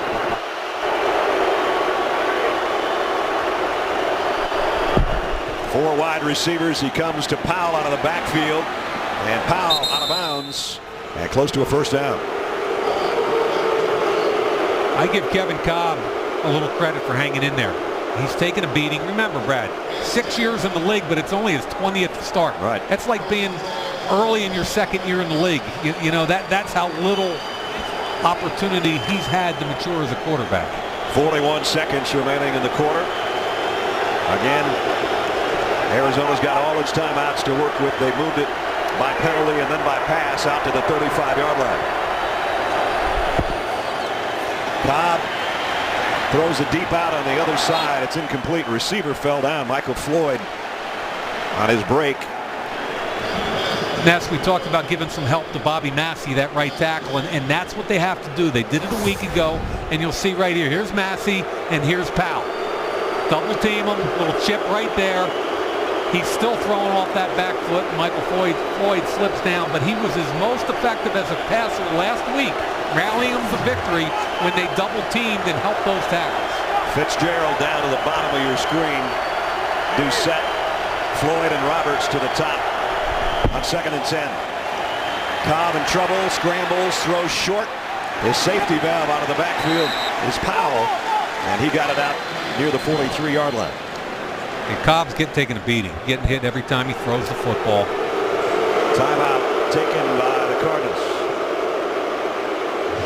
29 seconds remaining in the half. After tonight, we've got 9 more Thursday night football games. Next Thursday, Big Ben and the Steelers have been to the playoffs for the last 5 years. This year, they're already 2 games out in the AFC North, and they need a win against Chris Johnson and the Titans. You don't want to miss it. Thursday night football next Thursday, 8 Eastern, here on NFL Network. Last week, Chris Johnson got on track a little bit. And obviously that's going to help. Quarterback locker goes down. Hasselbeck comes in, the savvy veteran, and both teams need a win. And I think you're going to see their best efforts both this weekend and then again next Thursday night. 3rd down and 2.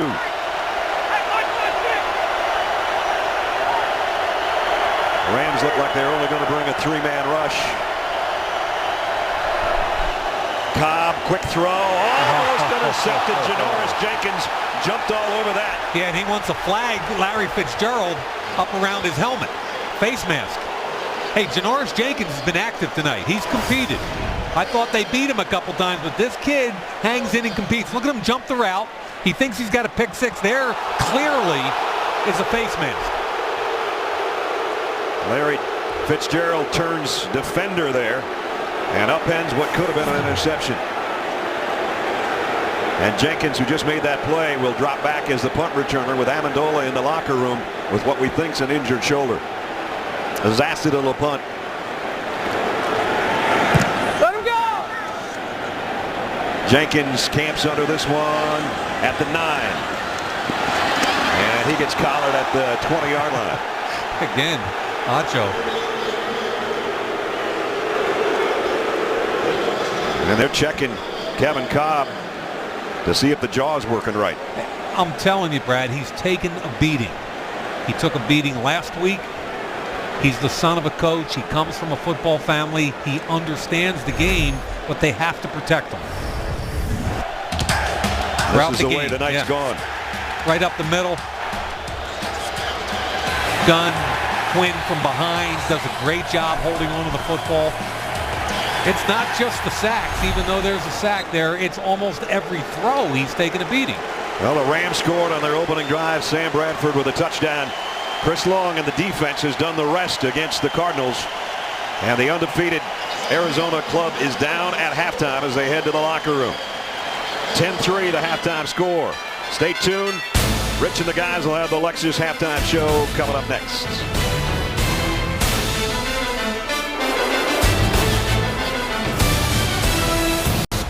Just about set to go in the second half. Cardinals and Rams 10-3 as we're just about set to begin the third quarter. Brad Nessler with Mike Mayock and Alex Flanagan. You said About an hour and a half ago, whoever keeps their quarterback the cleanest has got a good shot. One guy's got his leading receiver out, and the other guy's checking his mandible to see if his jaw's going to work. Kevin Cobb's thrown the ball 27 times. Neither team can run the football. Let's underscore the fact great defense is being played despite all of that. I think both teams left opportunities on the floor. I mean, here's a situation. You're going to double team the two outside guys, and Hausler runs right down the middle of the field. Now, either Hausler has to catch the back shoulder or Cobb has to throw it front side. Now, Larry Fitzgerald draws a crowd. Great opportunity to hit Andre Roberts deep, one-on-one on Janoris Jenkins. Throw it to the wrong shoulder. Danny Amendola uncharacteristically drops 2 balls. Both of them were difficult catches, but one's Amendola usually makes. And on top of all of that, Amendola had to leave the game, and we're not sure of his status for the second half. Don't forget you can get access to coaches' film and full game replays from the first 4 weeks of the season on demand in HD. New low price now available at NFL.com/game rewind. Yeah, you got to go get that one. That's the coach's tape, which I spent years trying to get, and now they're offering it to the public. It's amazing. At a new low price, nonetheless. Andre Roberts is back deep, awaiting the kick of Greg Zuerlein, and if he gives him a chance to return it, I'd be surprised. They'll bring it out to the 20. We go to Alex. Well, Brad, Ken Wisenhunt is looking to start this second half differently from the way they finished it. He was upset about his team giving up 47 yards on 2 penalties on punt returns, was also pretty animated about some of this team's mistakes, dropped passes, a missed field goal. Meanwhile, Jeff Fisher telling me that in the second half they need to switch the time of possession. The Rams had the ball for just over 10 minutes. The Cardinals almost 20 minutes. You mentioned Danny Amendola. Jeff Fisher telling me that he is out of this game with what the with what the Rams, Freudian slip, are calling a shoulder injury. All right, Alex, thanks. So Cardinals get the football first here, trying to run and not getting able to. Robert Quinn with a loss of 4 on Ryan Williams. These offensive tackles for Arizona are going to be a main problem as this season goes on. Batiste this time in run game gets manhandled by Quinn. If you can't run the football and you can't protect your quarterback off the edges, no matter how good your defense is, you struggle. Just going to ask you that. Yeah. You can only go so long with defense, whether you're undefeated or not. Sometimes the offense has got to come to life. We'll see if it does in the second half.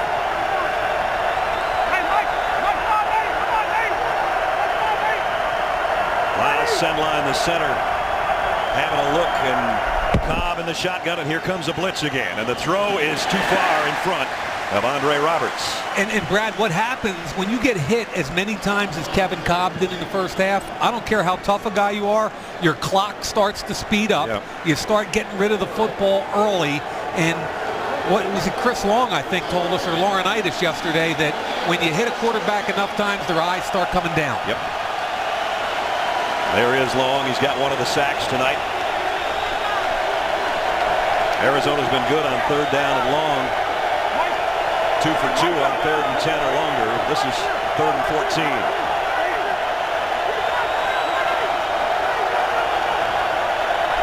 Just a 3-man rush. Kevin Cobb steps up, scans the field, and comes complete to his tight end out near the 20, Jeff King. But a short gain, and they're going to have to kick. Yeah, I mean, that's a win for the defense. And it's all set up by the fact that on 1st and 10 you lose 5 in the run game. How do you do that, right? You have Robert Quinn coming off the edge, is what you Well, I mean, you talk about Batiste, the left tackle, 7-year player but a journeyman. He's been cut by 5 teams. I'm not trying to take a shot at him. I'm just saying the tackle play has to get better for Arizona. Zasted to the punt. And again, Janoris Jenkins, the rookie, back as the punt returner with Danny Amendola out with the injured shoulder.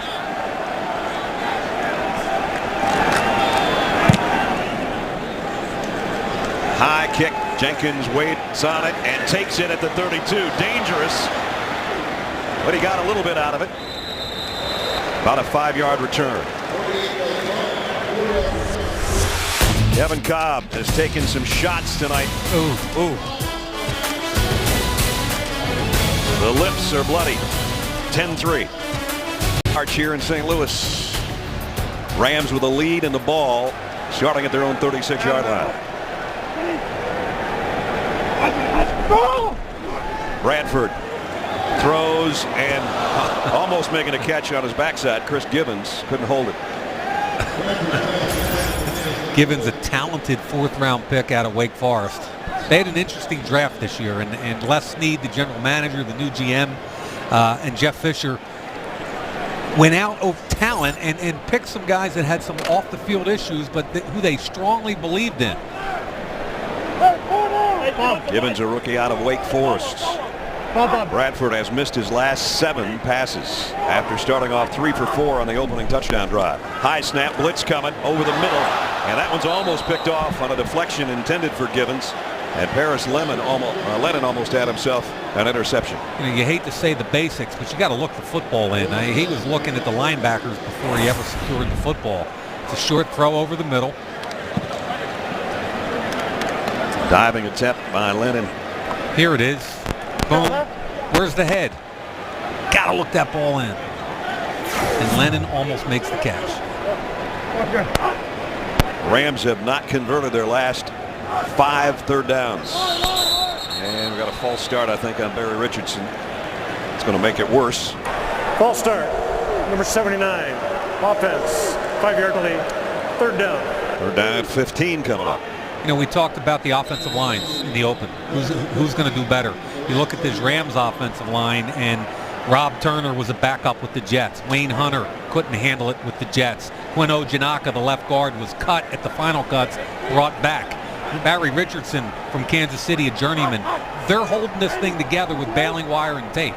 Harvey Dahl is really the only Pro Bowl caliber type guy they've got in the front of Sam Bradford, who's scrambling now and running. And penalty markers down as he goes down with what would be a first down. How about Sam being aggressive there, dropping the helmet down and looking for the first down? Again, a penalty marker down at the 44-yard line. That's something that can ignite a team a little bit, if depending on who this penalty's on. But when you see your quarterback give his body up like that for first down, guys There's like it. There's 2 fouls in the play, and they'll offset. Holding, number 79. Illegal contact, number 28. We'll replay, third down. Barry Richardson having a tough series here. Back-to-back penalties. See him drop the head, run through the tackles. Takes a big shot on what would have been a 16-yard gain and a first down, but the offsetting penalties brings it right back to where we were, third down at 15. Now, I thought last week, because of what Seattle did to Green Bay with all those sacks, this line only gave up 2 sacks. I said to Paul Boudreau, the O-line coach, you should have got a game ball. He laughed and said, Mike, my 5 offensive linemen did. See if they can get Bradford time here. Gonna loft it long left sideline and too far in front of everybody. I'm not sure if Chris Givens gave up on that or not. It looked like he stopped running over there on the pattern. It's fourth down. I thought Steven Jackson was a little bit late on the pass protection. Watch him. Here comes the linebacker through. Washington almost makes the play. You've got to attack Washington. Here it is. The problem over there, Brad, is you're right. It was cut off by the corner, but you've got to try and give the quarterback an area to throw in. You can't get, it's about 7 to 8 yards. You want that wide receiver to run that route from the sideline. Give your quarterback an angle. Here's been the best player on the field tonight, Johnny Hecker, the punter. Killed the ball. Again, trying to keep it out of Peterson's hands. He will get it at the 11-yard line. Makes the first man miss. Might be an illegal block there. He's back to the 5. Only got out to the 12-yard line. I think they could have thrown a flag on that return too. As it is a 58-yard kick again and only a 2-yard return. We'll be back to St. Louis here in the third quarter in a minute. Cardinals team to go 4-0 to start a season. You remember these guys, the cardiac cards, Jim Hart, Terry Metcalf, Roger Worley in the secondary, Mel Gray, their leading receiver, Conrad Dobler chewing on people's fingers down there in the offensive line with Dan Deerdorf, and Don Coryell, the coach. They went to the playoffs and lost in round 1 to the Vikings. Here, the Cardinals of 2012 off to a 4-0 start, but trailing the St. Louis Rams in the third quarter. Which ought to make them feel comfortable given the fact that they're usually trail going into the fourth quarter before they mount a comeback. Absolutely.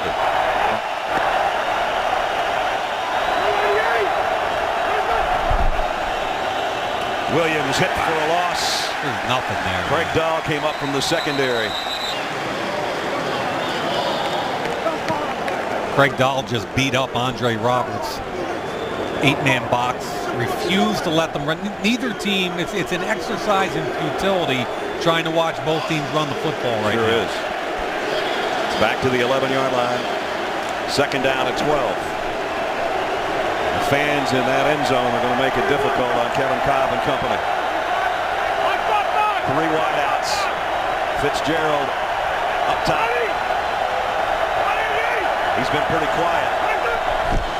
Cobb throws near side, incomplete, intended for early to set. I hate to keep harping on this, but the defensive ends, watch the spin move by Chris Long here. Working on Massey. Boom, here comes the spin, and now he's going to get a piece of the quarterback again. Kevin Cobb has not had a clean pocket this whole night, and he's thrown the ball 30 times already.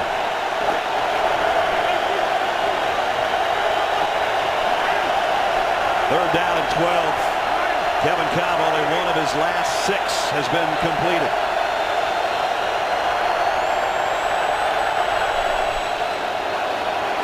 Steps away from the pressure, throws on the run, and incomplete. They'll have to kick from their own end zone. Yeah, I mean, it's Chris Long again, beating Massey quickly. As soon as you beat Massey quickly, you force him out of the pocket, and William Hayes becomes involved.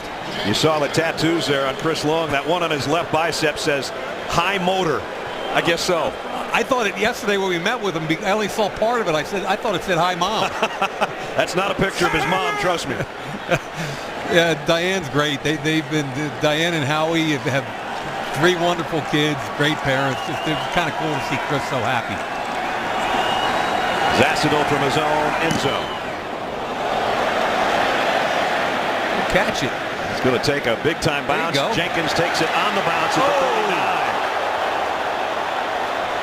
And he's only going to get about 4 yards on the return. And a big time block back there on that short return. Been a tough night on quarterbacks, courtesy of Chris Long and company. Join the NFL and the American Cancer Society in the fight against breast cancer by supporting the A Crucial Catch campaign. Visit NFL.com/auction and you can bid on authentic NFL pink gear worn by the players and the coaches. Rams good field position, their own 43-yard line. Steven Jackson broke a tackle, got to midfield. One of his better runs of the night. Greg Toller made the stop as we check in with Alex. Hey, Brad, well, we've talked a little bit about October being Breast Cancer Awareness Month, and the Arizona Cardinals defense playing with an awful lot of energy tonight. Right before they took to the field at the beginning of this game, Darnell Dockett told me that the defensive unit as a whole is playing for a backup linebacker, Nick Eason. He just lost his mother the end of August to breast cancer. It's a disease that affects an awful lot of us. Yeah, that's for sure. It's touched just about everybody that we know, I think, family or friends. Jackson, another tough run. First down, and they still don't have him down. Nick Eason was in on the play, as a matter of fact, but Jackson got the first down at the 46-yard line. Finally, a semblance of a running game in the last 2 snaps. If you want to cure your passing ills, the best way to do it is to gain some yardage on the ground, take some pressure off your offensive line so that defensive line can't continue to tee off and make you one-dimensional. First down since, early, I should say, in the second quarter. And it's Jackson again. Off to the races. Steven Jackson down. Another first down inside the 35. The leading rusher in Rams team history, even though Marshall Faulk and Eric Dickerson were here, is this guy right here. Zone blocking up front. 2 tight ends over here. Everybody takes that step to their left. Good job by 72, Wayne Hunter. He gets the key block on the corner, and Jackson just cuts it up like he has for 9 years. And Brad, there's some hard miles on that man's legs. You're not kidding. We mentioned earlier 7 straight 1,000-yard campaigns. Here he comes again.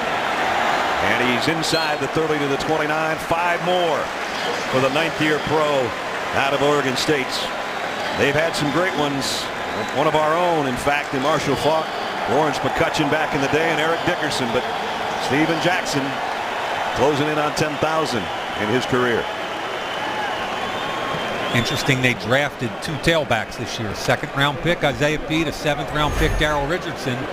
Alex had talked earlier about the fact that Les Snead might let him out of the contract this year, and it'll be interesting to see how that develops. Richardson's in there right now behind Bradford.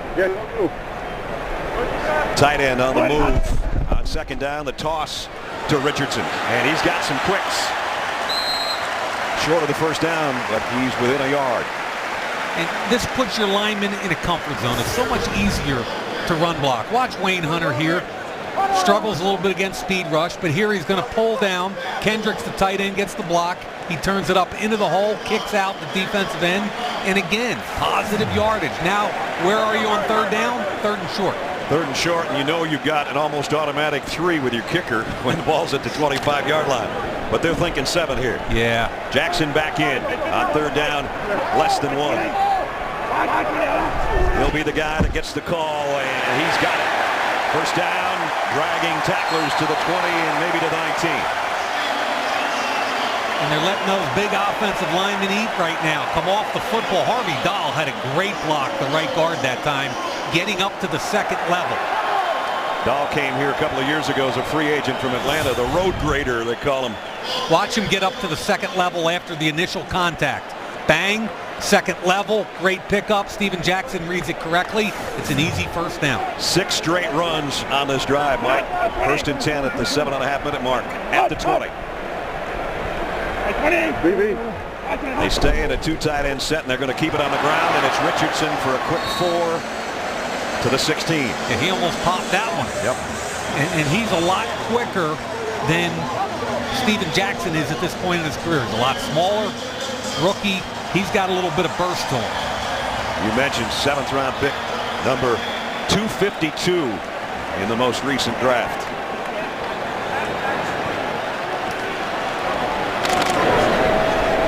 Red zone has almost been a dead zone for the Rams.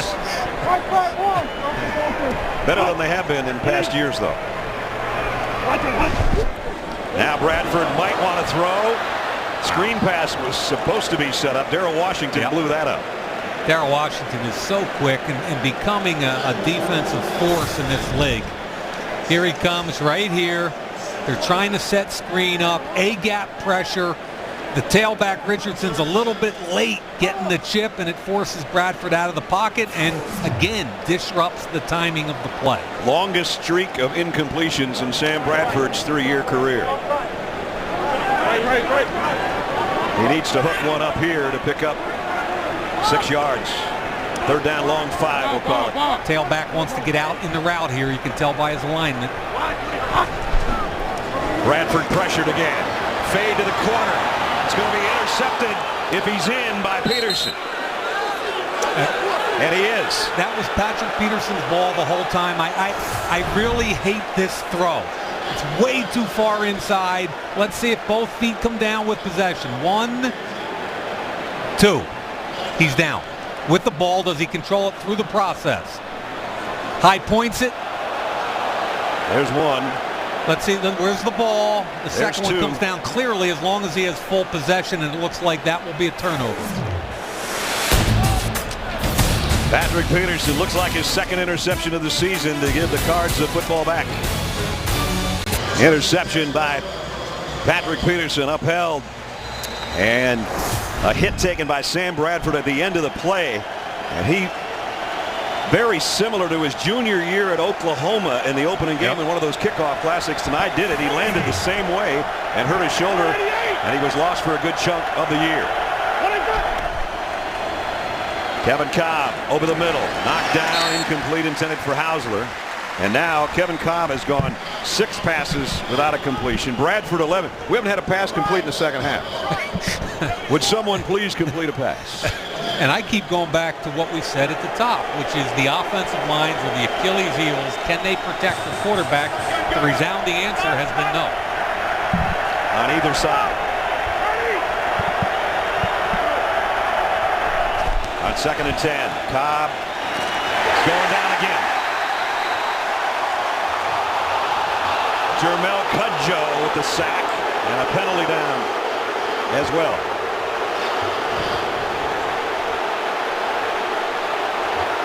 St. Louis is just getting all kinds. It's just four-man pressure. There's nothing exotic going on from St. Louis. Here's John Perry, the referee. Personal foul. Unnecessary roughness. Grabbing the helmet open and pulling the helmet. 50-yard penalty. Here's Cudjoe. He's First going to down. beat Adam Snyder with a little swim move right there. Gets to the quarterback because of the pump fake. And there's the Pulling. unnecessary roughness, pulling his helmet off. That's a first down for the Cardinals. And that's probably correct, but I struggle with that because you're just trying to get any piece of them you can. I'm telling you, Kevin Cobb's going in for dental work tomorrow when this one's over. It's hard to be a defensive player in the NFL today. It really is.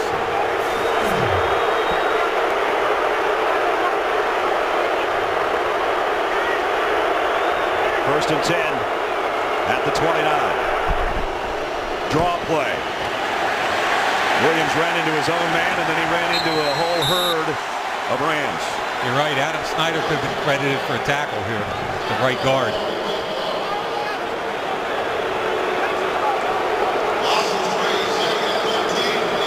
Here they come. No huddle, little tempo.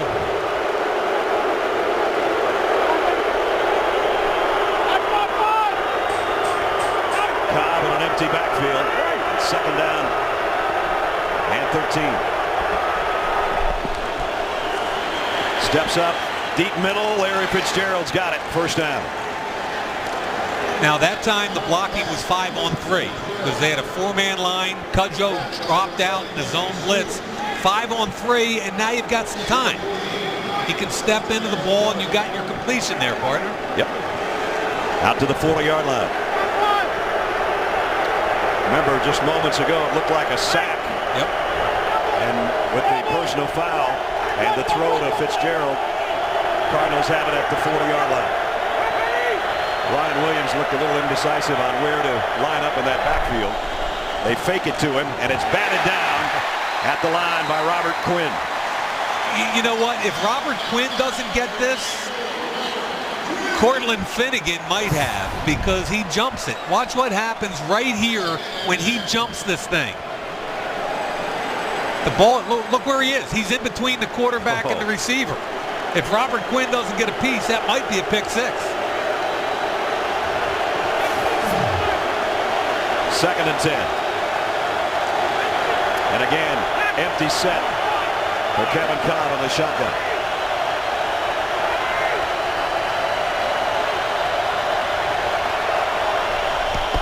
Here comes that front four, and down he goes again. And it's Robert Quinn again. Hey, Ness, it's 5-on-3 again. They're only bringing 3. He beats Massey clear across his face. Why doesn't the left guard help him out here? It's 5-on-3. He's going to come right across his face like this. Defensive tackle is going to drop into protection. College can come back and help. He's too late. But the pressure these tackles are putting on their offense is inordinate. Robert Quinn's 4th sack of the season, and it's got the crowd riled here in the Dome. It's 3rd and 15. Cobb in trouble again. Long's got him. He gets away, fires, and he's got Larry Fitzgerald on the run.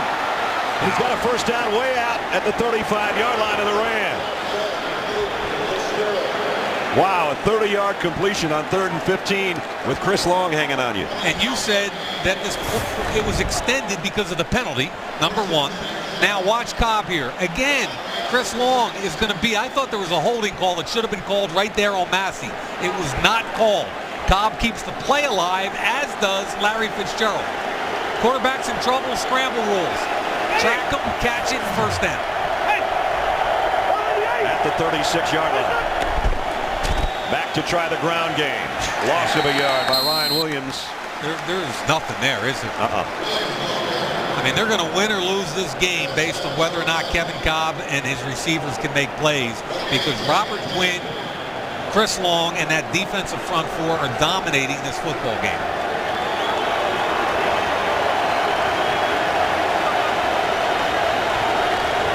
Loss of a yard, 2nd and 11 as we approach the 3-minute mark, 3rd quarter.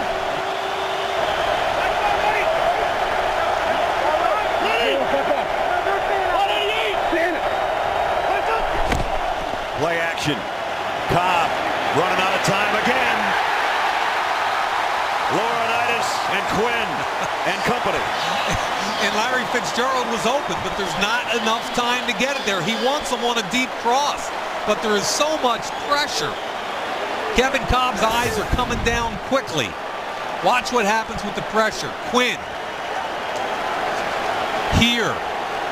Off the edge. Completely up the middle. Eyes come down. Now watch Fitzgerald go to the corner. He wins there. The safety's not over top yet. If he has an opportunity to rip that, it's a completion. Fans are loving their defense right now. 3rd down and 16. Cobb got away.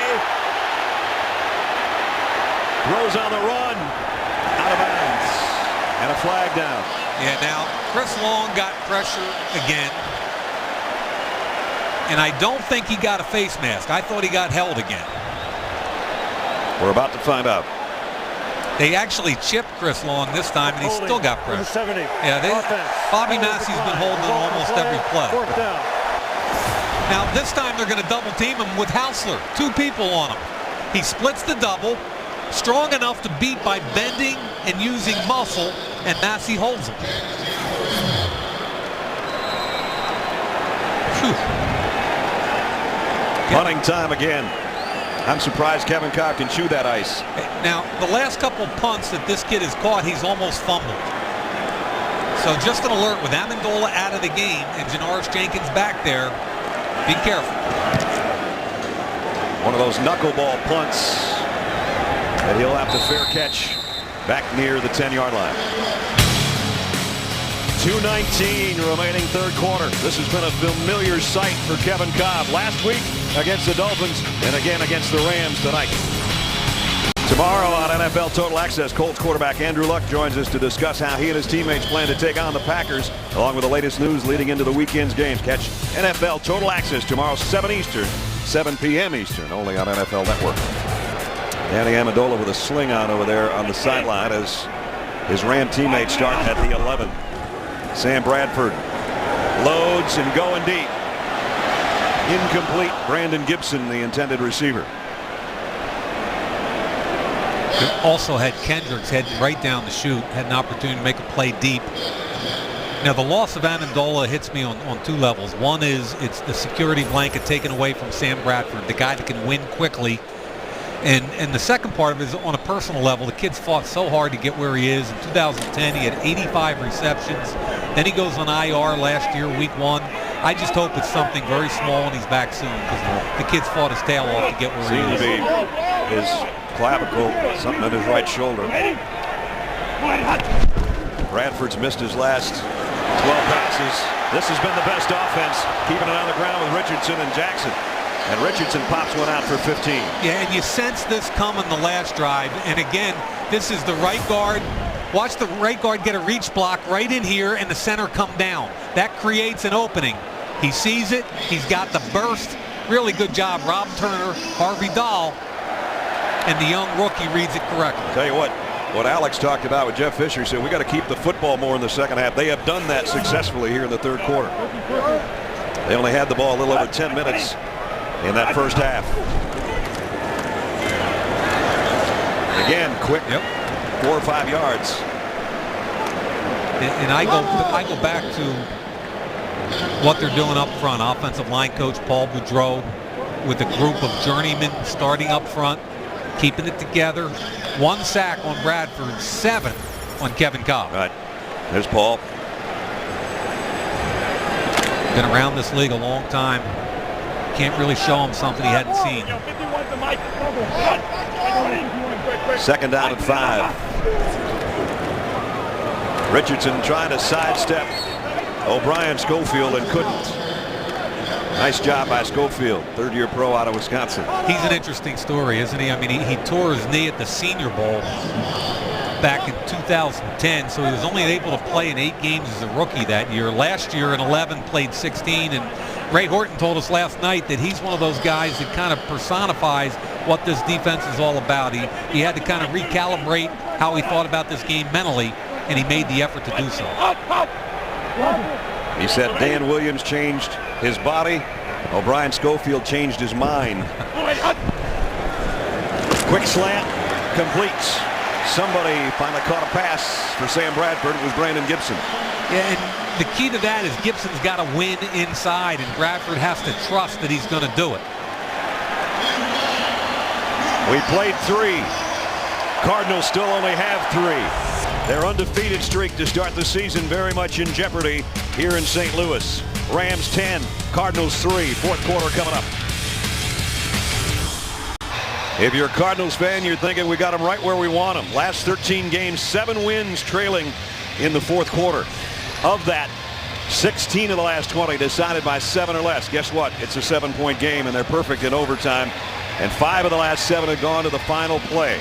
Well, Cardinals get their chance. We enter the fourth quarter. They're trailing 10-3. He's taken a beating today, Kevin Cobb. 7 sacks. He's been hit on almost every throw. That young man has not taken a beating.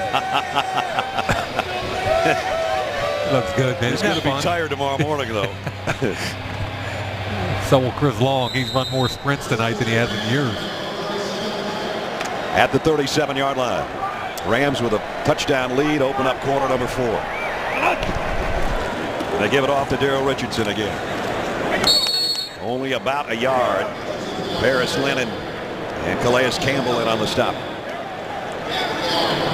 Good start for Sam, especially on the opening touchdown drive when he was 3 out of 4.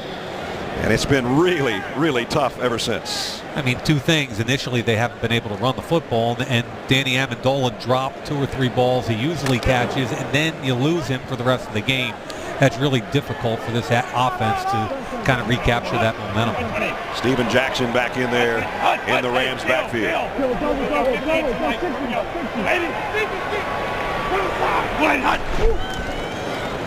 Jackson stiff arms his way to the outside.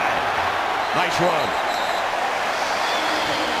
Showing after 9 years he can still turn on the jets and use the power. He picked up 12. Yeah, all of a sudden, and you can continue to feel this. Marty Mulligan kind of seals at the end. He doesn't even have to block anybody, but it's the stiff arm by Steven Jackson on Paris Lennon right there that leads to the significant gain.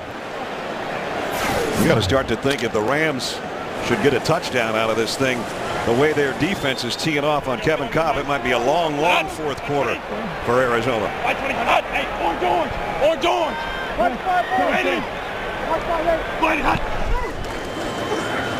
Jackson again and again takes people with him for about 7 or 8 more.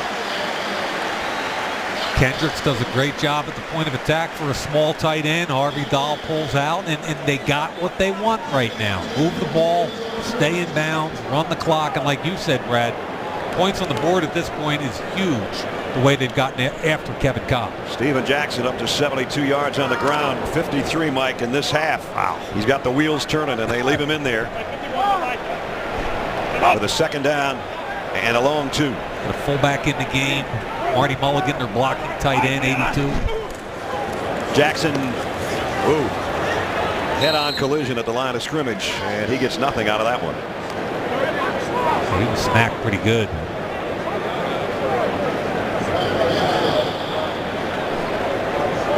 That was Vonnie Holiday, I think. Yep. Brings up 3rd down and 2. This is big. 42-yard line. You add 8. That's 50. It's a 60-yard attempt. And by the way, what's Greg the Legs long? 60. And what did Coach tell us he would let him go up to? 60.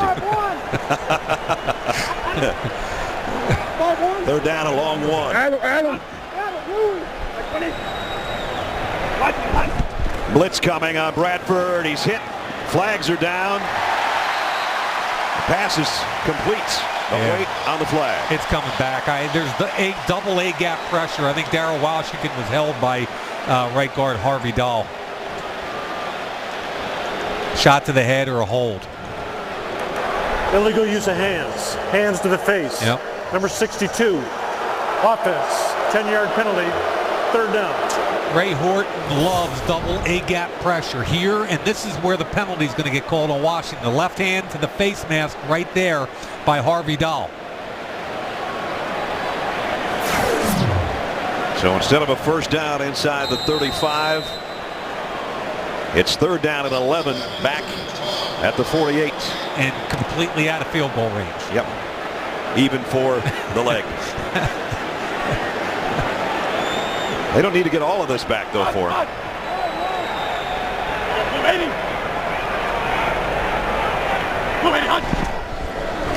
Bradford, deep drop, has time. Long ball.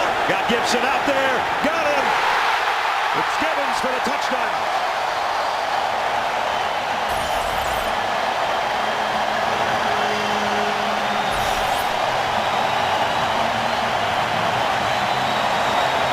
Chris Gibbons' first touchdown as a Ram.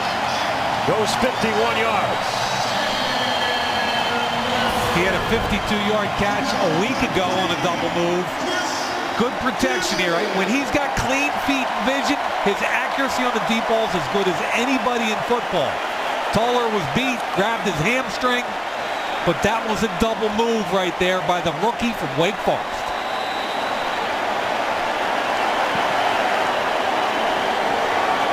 Extra point upcoming. And what we just mentioned minutes ago, can the Cardinals dig themselves out of a 2-touchdown deficit in the fourth quarter? We're about to find out. 11:49 to play. Rams in front.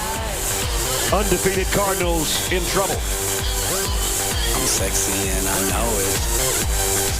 Sam Bradford to that guy, Chris Gibbons.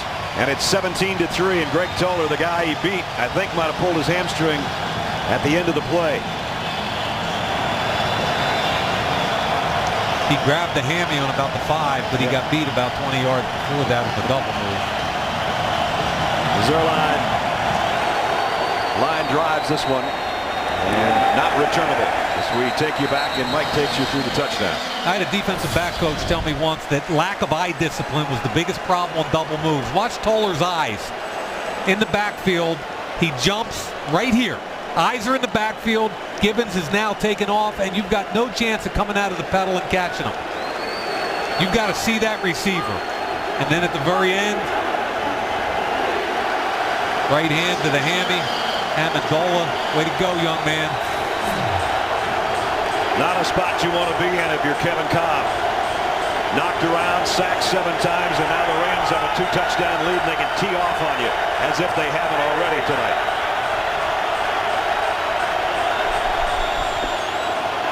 Quick throw, complete to Roberts. A pickup of 8. The main reason Arizona has 3 points tonight is they've gotten 4-man pressure all night long. Heck, they've even gotten 3-man pressure, Brad. Like they've got 29 second-half yards on 17 plays. Draw play, trying to take away some of that pass rush. Yeah. And a big gainer out to the 40, and a huge hit at the end of the play. And let's hope Ryan Williams is okay. Wow.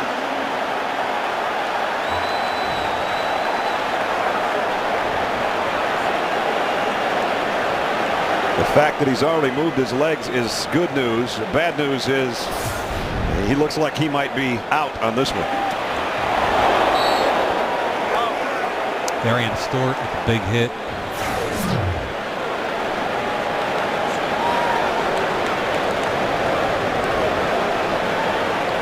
Second time tonight we've had a player pretty much motionless at the end of a play. And we'll be checking on Ryan Williams when we come back. Now, good news, Mike. Ryan Williams walking off under his own power, but much like the punt return with Josh Cribbs we had last week, wicked hit. This is a violent sport. Wicked hit. Beanie Wells already out and on IR. Ryan Williams, your next tailback, out at least temporarily. I did like the call, though. 7 sacks, all kinds of pressure. What do you do to relieve pressure? Draw screen. And that draw busted wide open. Got it out to the 40-yard line where they've got some room to work. With 11 minutes remaining, time is of the essence for the Arizona Cardinals, down 2 touchdowns. Alfonso Smith in the backfield, blocking for Kevin Cobb, who throws a strike to early Doucette and a pickup of 6. And on top of that, Larod Stevens-Howling, their other tailback, was inactive tonight, so they're really down, I think, to Alfonso Smith right now, and William their Powell. fullback, William Powell, and their fullback Anthony Sherman. Second down along 4.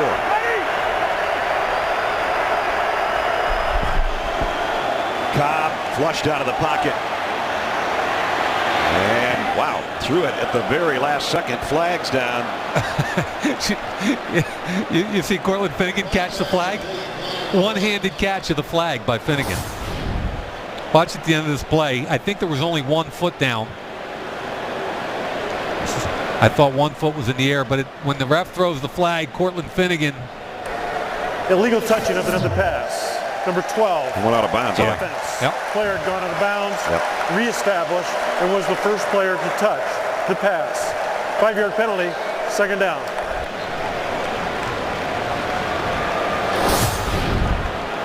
Well, the more you can do, right? Throw the flag. Look at 31 on your left. Yep. There it is. I think he's returned some punts in his time. That looked pretty good.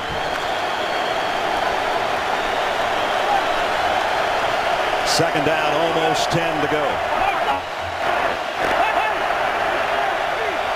Here they come, man. Cobb, 4 wideouts. Rams coming after him.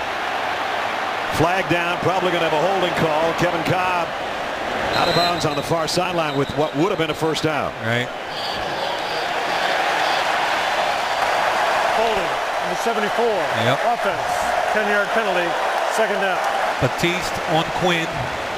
All night long, it's been a battle for Massey and Batiste on the left side. They bring 5 this time. One of the A-gap pressure guys, that guarantees a one-on-one. And as you can see, Quinn too quick for Batiste. He gets the arm hooked. Kevin Cobb's got to be thinking, I just had my longest scramble in about 3 years and they're bringing it back. Kevin Cobb is going to be really sore tomorrow. You want to talk about the definition of an ice tub. He will be in it tomorrow. Second down and 19. Draw, screen, check down, something to relieve this pressure. Thinking screen, there it is, Mike. And a good call. Got him some of that yardage back. Alfonso Smith knocked out by Darian Stewart. I like the call, and I think it's something even though they're down 2 touchdowns, there's still over 9 minutes left, and they have not been able to slow down pressure any other way. And so far, they popped a draw and a screen on this drive.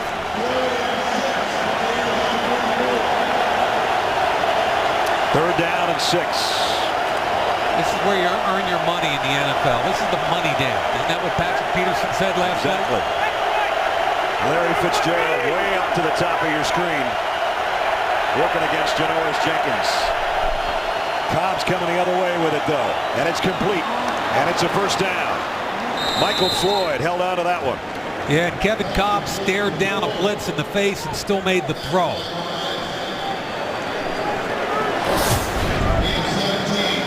Now they're playing here comes overload blitz here. Cortland Finnegan hesitated, allowed Cobb the ability to get rid of the football. And Floyd, who dropped one earlier in the ball game, held out of that one, good for 17 and a first down at the 39.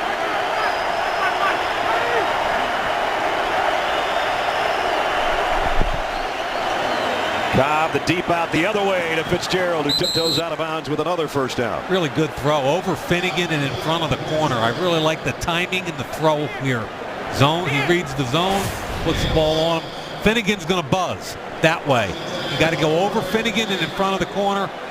Really timed well. That's just a different way to get double coverage on Larry Fitzgerald, and he dropped it in between them. Anthony Sherman in there to help block for Kevin Cobb, the fullback. Cobb will be in the shotgun again. 4 wideouts. First down at the 28. Cobb has time, running out of it, and now throws desperately and got it complete to Sherman. So he didn't block. He caught the pass and got it down first and goal. You know, the guy that caught the pass was the key man in blitz protection also. Watch Sherman right here step up and make the clear play on the blitz protection. He sees it.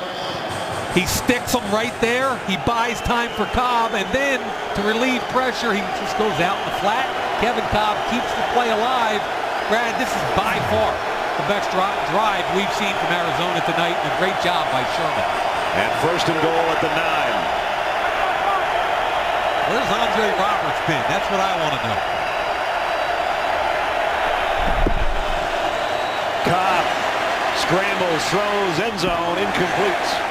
Intended for early Doucette. 7 minutes left in the ball game. You're down 2 scores. You know, 3 points doesn't help you. No, this is 2-down territory. It's got to be. Yeah. They lost their last 64 when they trailed by 10 or more. They're down 14 and they need a touchdown, and they need another one after this. Second and goal. Fitzgerald wide to the left and 2 receivers to the near side. Cobb throws short to his fullback again. And he rumbles down inside the 5, just outside the 2. I like that call again. Another little screen, check down. Lyle Senline, the center, did a nice job after the ball was thrown. Give yourself an opportunity here. Mike Miller trying to get creative here in the second half. Chipping and tight ends didn't help. Now you're going to a different kind of attack, and it's finally working. Well, they're running people in and out of the lineup, both teams. Meanwhile, the play clock down to 10. Now, these refs have to give them an opportunity to get people on and off the field. And Jeff Fisher's out there, I believe. Timeout. That's frustrating. We'll take a timeout, too. 6:20 remaining. Big third down and goal coming up for the Cardinals when we come back. Cardinals with a third down and goal upcoming. They've got Floyd, Doucette, Roberts, and Fitzgerald, all the wideouts in that huddle. How about 7 for 8 with screen and draw introduced into this drive? Sherman, a guy that got him down there, the fullback, is in there as well.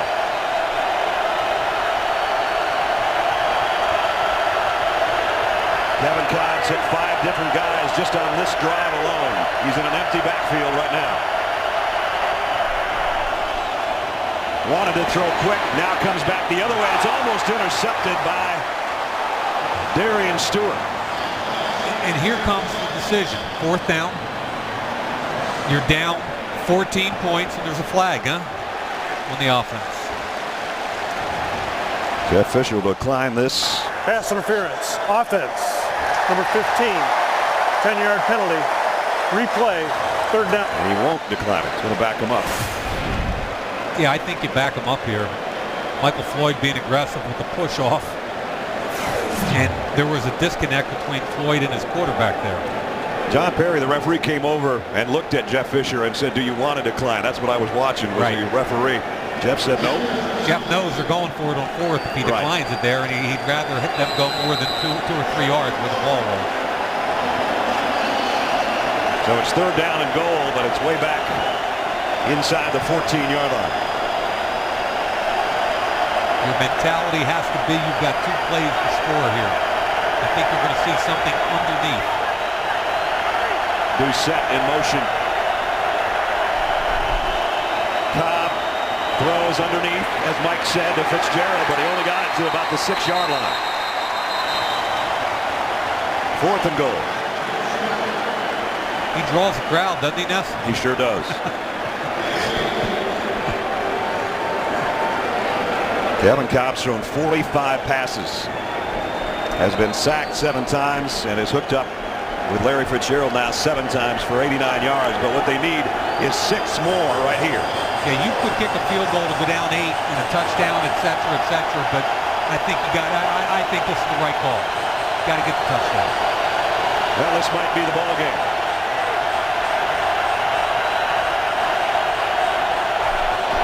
Cobb throws, Fitzgerald. Rams take over.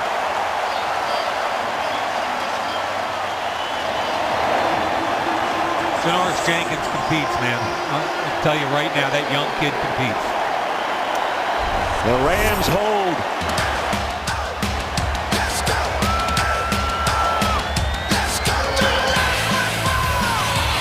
Fourth down, you got to throw the football in the end zone. This safety here makes any kind of slant counterfeit. Why don't you go to the back of the end zone? 1-on-1, rookie corner, step inside, go outside, and throw the ball up in the air to your 6'3" receiver.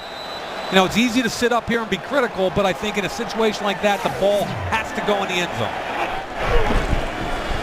Steven Jackson doesn't get much.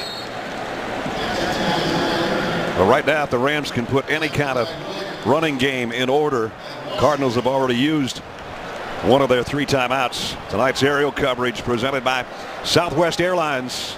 Pretty night in St. Louis, and it's going to be even prettier for the Rams fans if they hold on to this lead and win. They'd be 3-2. Been a long time since we could say that about the Rams. How about that? Yeah. Chris Long, of course, would be the first one to tell you in his career he's never even been over 500. I think that Quinn Ojanaka. He's coming out, and Shelley Smith's going in. 93 games since they were above 500. 2006. What was the number we saw this week? The worst 5-year record in NFL history.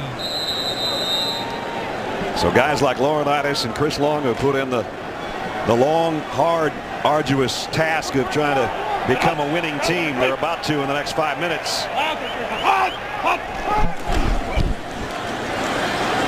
Jackson bulldozing his way out there to the 10-yard line. That is a tough run. That's what coaches like to refer to as pushing the pile. Tailback and all the linemen just keep churning their legs. 80 yards for Jackson. 80 tough yards. Oh, yeah. Trust me, it's been 9 years of tough yards. Yeah. This would be a huge 3rd down. Cardinals need a stop here.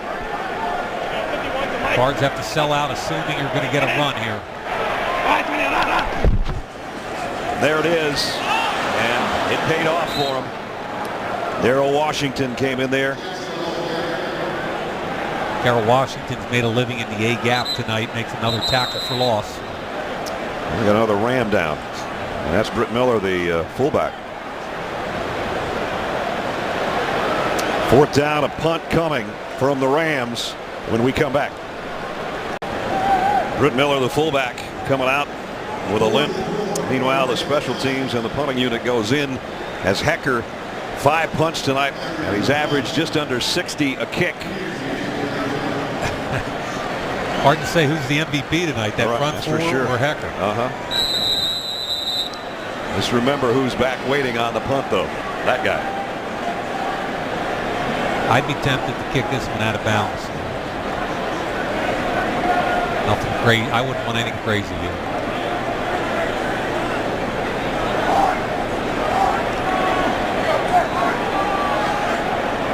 Smart. We'll let the clock wind down here. Yeah, we're still only on 9, 8, 7. And timeout taken by Jeff Fisher. 3:26. We're going to have to wait another minute on the next punt. Thursday Night Football is brought to you by Bud Light, the official beer of NFL fans. Here we go. And by Prudential. See what the first day of retirement feels like at dayonesstores.com. Brad Nussler, Mike Mayock, Alex Flanagan, and Johnny Hecker, who's set to punt from his own end zone.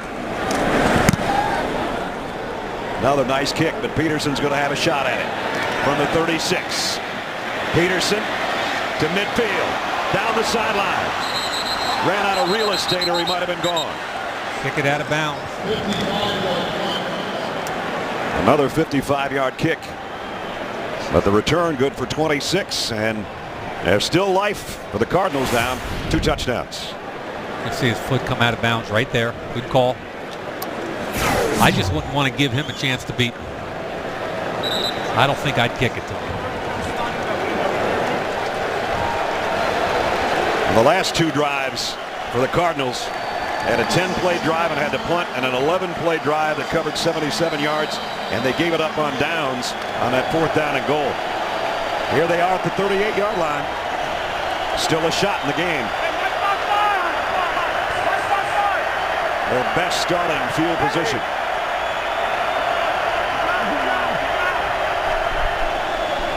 Cobb looking to throw. He's got to get rid of this. And a flag down in the secondary. It was obvious. Cortland Finnegan took a shot about 20 yards down the field on Doucette. I think he wants to say he was out of bounds, but Finnegan took the shot. Watch Finnegan coming over. Ooh. See? Yeah. I don't know how you defend that one.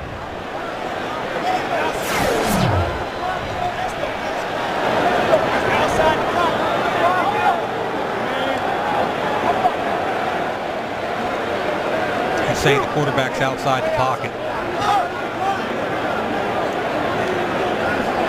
Holding. Defense. Number 21. 5-yard penalty and an automatic first down. I think they meant 31, not 21. Yeah. Unless that's the call on Jenkins. I guess it is, but I'm telling you, I watched the ref throw the flag right at Cortland Finnegan. Well, he almost hit him with it. So, a couple of different flags. One up at the top, one down to the bottom here. He's out of the pocket. Finnegan saying, I can hit him now.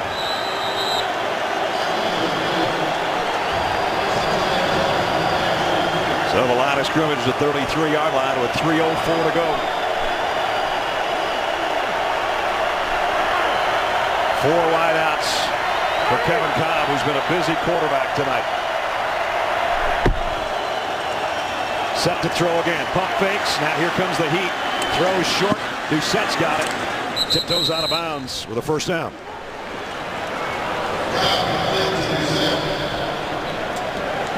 So the clock stops with 2:56 remaining. Cobb kept that play alive again. Michael Brockers, pressure in his face. Need to score quickly and kick it onside.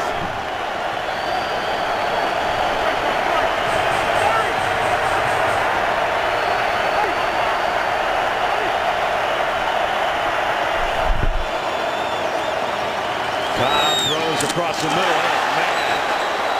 Did Larry Fitzgerald get leveled by Jolon Dunbar? Wow. Uncharacteristically today, we've seen Amendola with a couple drops. Larry Fitzgerald, he drops this before the hit. Falls through his hands, and Dunbar cleans it up. He's trying to catch it and make a move. That's a clean hit. Underneath on the shoulder pass. 2nd and 10 at the 22. Cobb steps away from the pressure this time and throws on the run complete. It's Andre Roberts.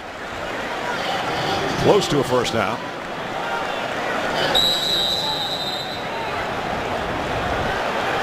Another injury. We got a couple guys down. Yeah. One from each team.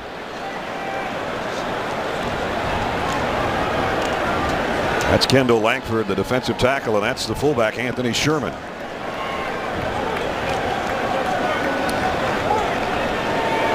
Reminder for you, Sundays wake up with First on the Field and NFL Game Day morning. Sunday, First on the Field shows how Charles Woodson has taken advantage of rookie quarterbacks over the years and what that means for Andrew Luck. And on Game Day morning, Steelers and Eagles going to get together. Michael Vick and Big Ben, they'll talk about their ability to take hits. First on the Field and Game Day morning all starts Sunday, 7 a.m. Eastern Time. 3rd and 1, man. Again, 2-down territory for the Cardinals. Clock riding its way under 2.5.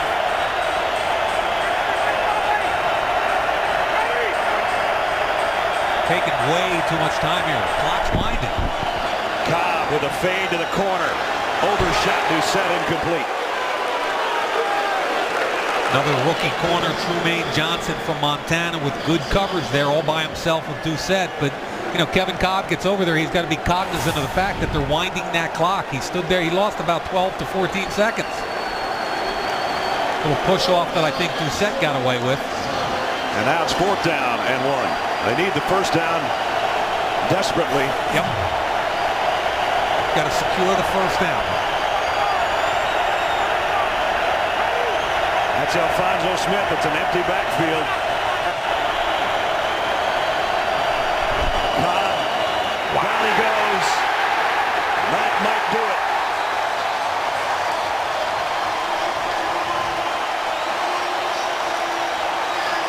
Cortland Finnegan is just untouched, man. Look at these fans. It's cool. 8th sack of the night. Shades of last week. But I don't think they're going to win this one like they won in the Dolphins game. It's hard to fathom 16 sacks in a 2-week period.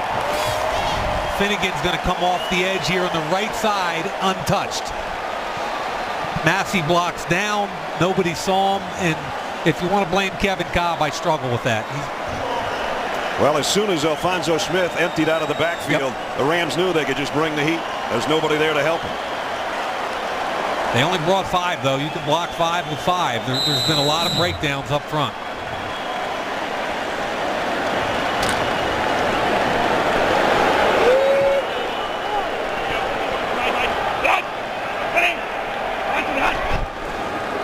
Jackson. Didn't gain anything, but they didn't need much. Arizona calls a timeout prior to the 2-minute warning. They'll get another stop after the next play. 2 key 4th down plays are what it came down to. You know, here we are, 4th down. I believe you got to throw this football into the end zone. They run slant. Good tackle by Janoris Jenkins, but I think you got to run fade and give Fitzgerald a chance. Now it's 4th and 1. Finnegan untouched off the edge. Nothing Cobb can do about that. And, you know, let's stick our hands up in the air and say there isn't even an official defensive coordinator here for the St. Louis Rams, but starting with Fisher and going from Fisher to assistant head coach Dave McGinnis to linebacker coach Blake Williams, son of Greg Williams. Right. Blake's really the guy that put a lot of this defense in. Chuck Cecil, the defensive back coach, who was a 2-year coordinator for Jeff in Tennessee, and Mike Waffle, this whole defensive staff. Kudos, fellas. Well, the Cardinals are going to be wondering in 3 red zone possessions why they only got 1 field goal and 2 loss of downs as we go to the 2-minute warning. 1:59 to be exact. The Rams 1:59 away from being 3-2 on this 2012 season. Rich Eisen getting ready for the McDonald's post-game show. Star of the game on the set, and it's going to look like it's a St. Louis Ram or Rams, Brad and Mike. All right, Rich, we'll see you in a couple of minutes. It is 3rd down and 13 here with 1:59 left, and Cardinals still have 2 timeouts remaining. They'll keep it with Richardson on the ground. Short gain, but the clock going to be stopped again by the Cardinals with 1:55. The story of the night, Kevin Cobb beaten and battered by the Rams defense. Mostly with 4-man pressure. I mean, Kevin Cobb has taken a beating all night long. He's been bloodied, literally. The tackles inside have gotten to him, the ends outside. Very little gains, except the key play there at the end with Cortland Finnegan. But, Brad, it's not just 8 sacks. It's just the constant pressure and the constant pounding. That's unacceptable. 16 sacks in 2 weeks. You know, it was a boxing match. They'd have stopped this thing already. Here comes Hecker. I'm not punting. I'm going to say it again. I'm not punting it to 21. I'm going to kick it out of bounds, and if it costs me 15 yards, that's fine. He's had some great returns tonight, just not one that's gone to the house. But he did it twice against the Rams last year, an 80-yarder and a 99-yarder to win in overtime. Wasn't facing this punter, though. And so far, this guy's been pretty good. Now he's turned the other way, like he's going to punt to his left. As close as he can over there. There's Patrick Peterson moving over. It's away. End over end. Peterson at the 37. Going to go the long route. Trying to get to the corner. Midfield. To the 45, maybe the 44. Again, a good return, but couldn't quite break it open. Next Wednesday, catch a football life for an in-depth look at the most dominant defensive line in NFL history. The Fearsome Foursome. 4 incredible men who created an unstoppable force on the field and an inseparable bond off it. Don't miss the Fearsome Foursome. Football Life next Wednesday at 8 Eastern, exclusively on NFL Network. Deacon Jones and Merlin Olsen and the guys. That's pretty cool stuff if you've ever seen those. They're really cool both on and off the field.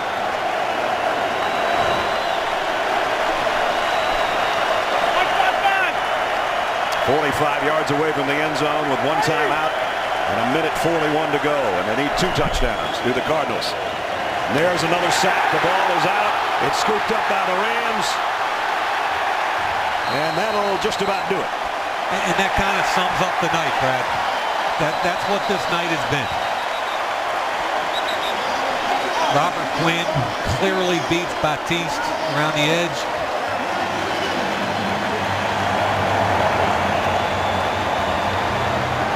I guess Chris Long was right. This guy is going to be pretty good. He's got wonderful movement skills. You can see him naturally bend and move. He extends. Batiste and Massey have struggled with speed all night long, and just great awareness by Quinn to grab that elbow and force the fumble. Look at them. There they are. The 2 defensive ends celebrating what's going to be a victory.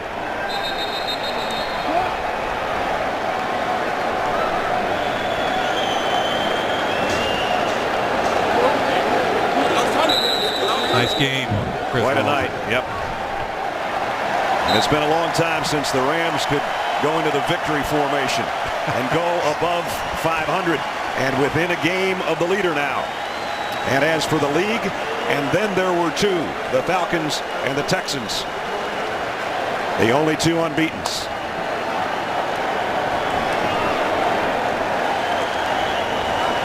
Back to the drawing board for the offensive line for Ken Whisenhunt. Jeff Fisher's gotten this thing. He's energized that building. Yeah. Players love talking about him. They're having fun. They play hard and they play fast, and they feel like they can win now. It's pretty cool. Jeff said yesterday, if you don't come to work and have fun, it's not worth it. They're having fun now, aren't they? Yeah, man. And so are the fans here in St. Louis who've been waiting and waiting for something like this.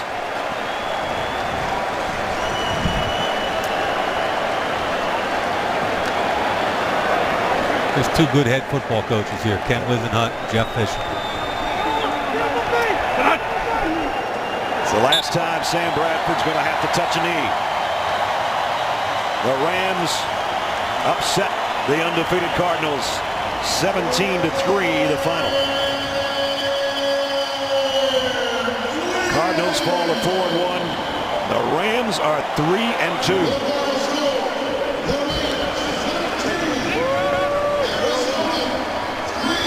Don't forget, we'll be back in a minute with a McDonald's postgame show featuring highlights, analysis, interviews, and press conferences. As Rich said, it's going to be a Ram or 2 or 3. Stay with us.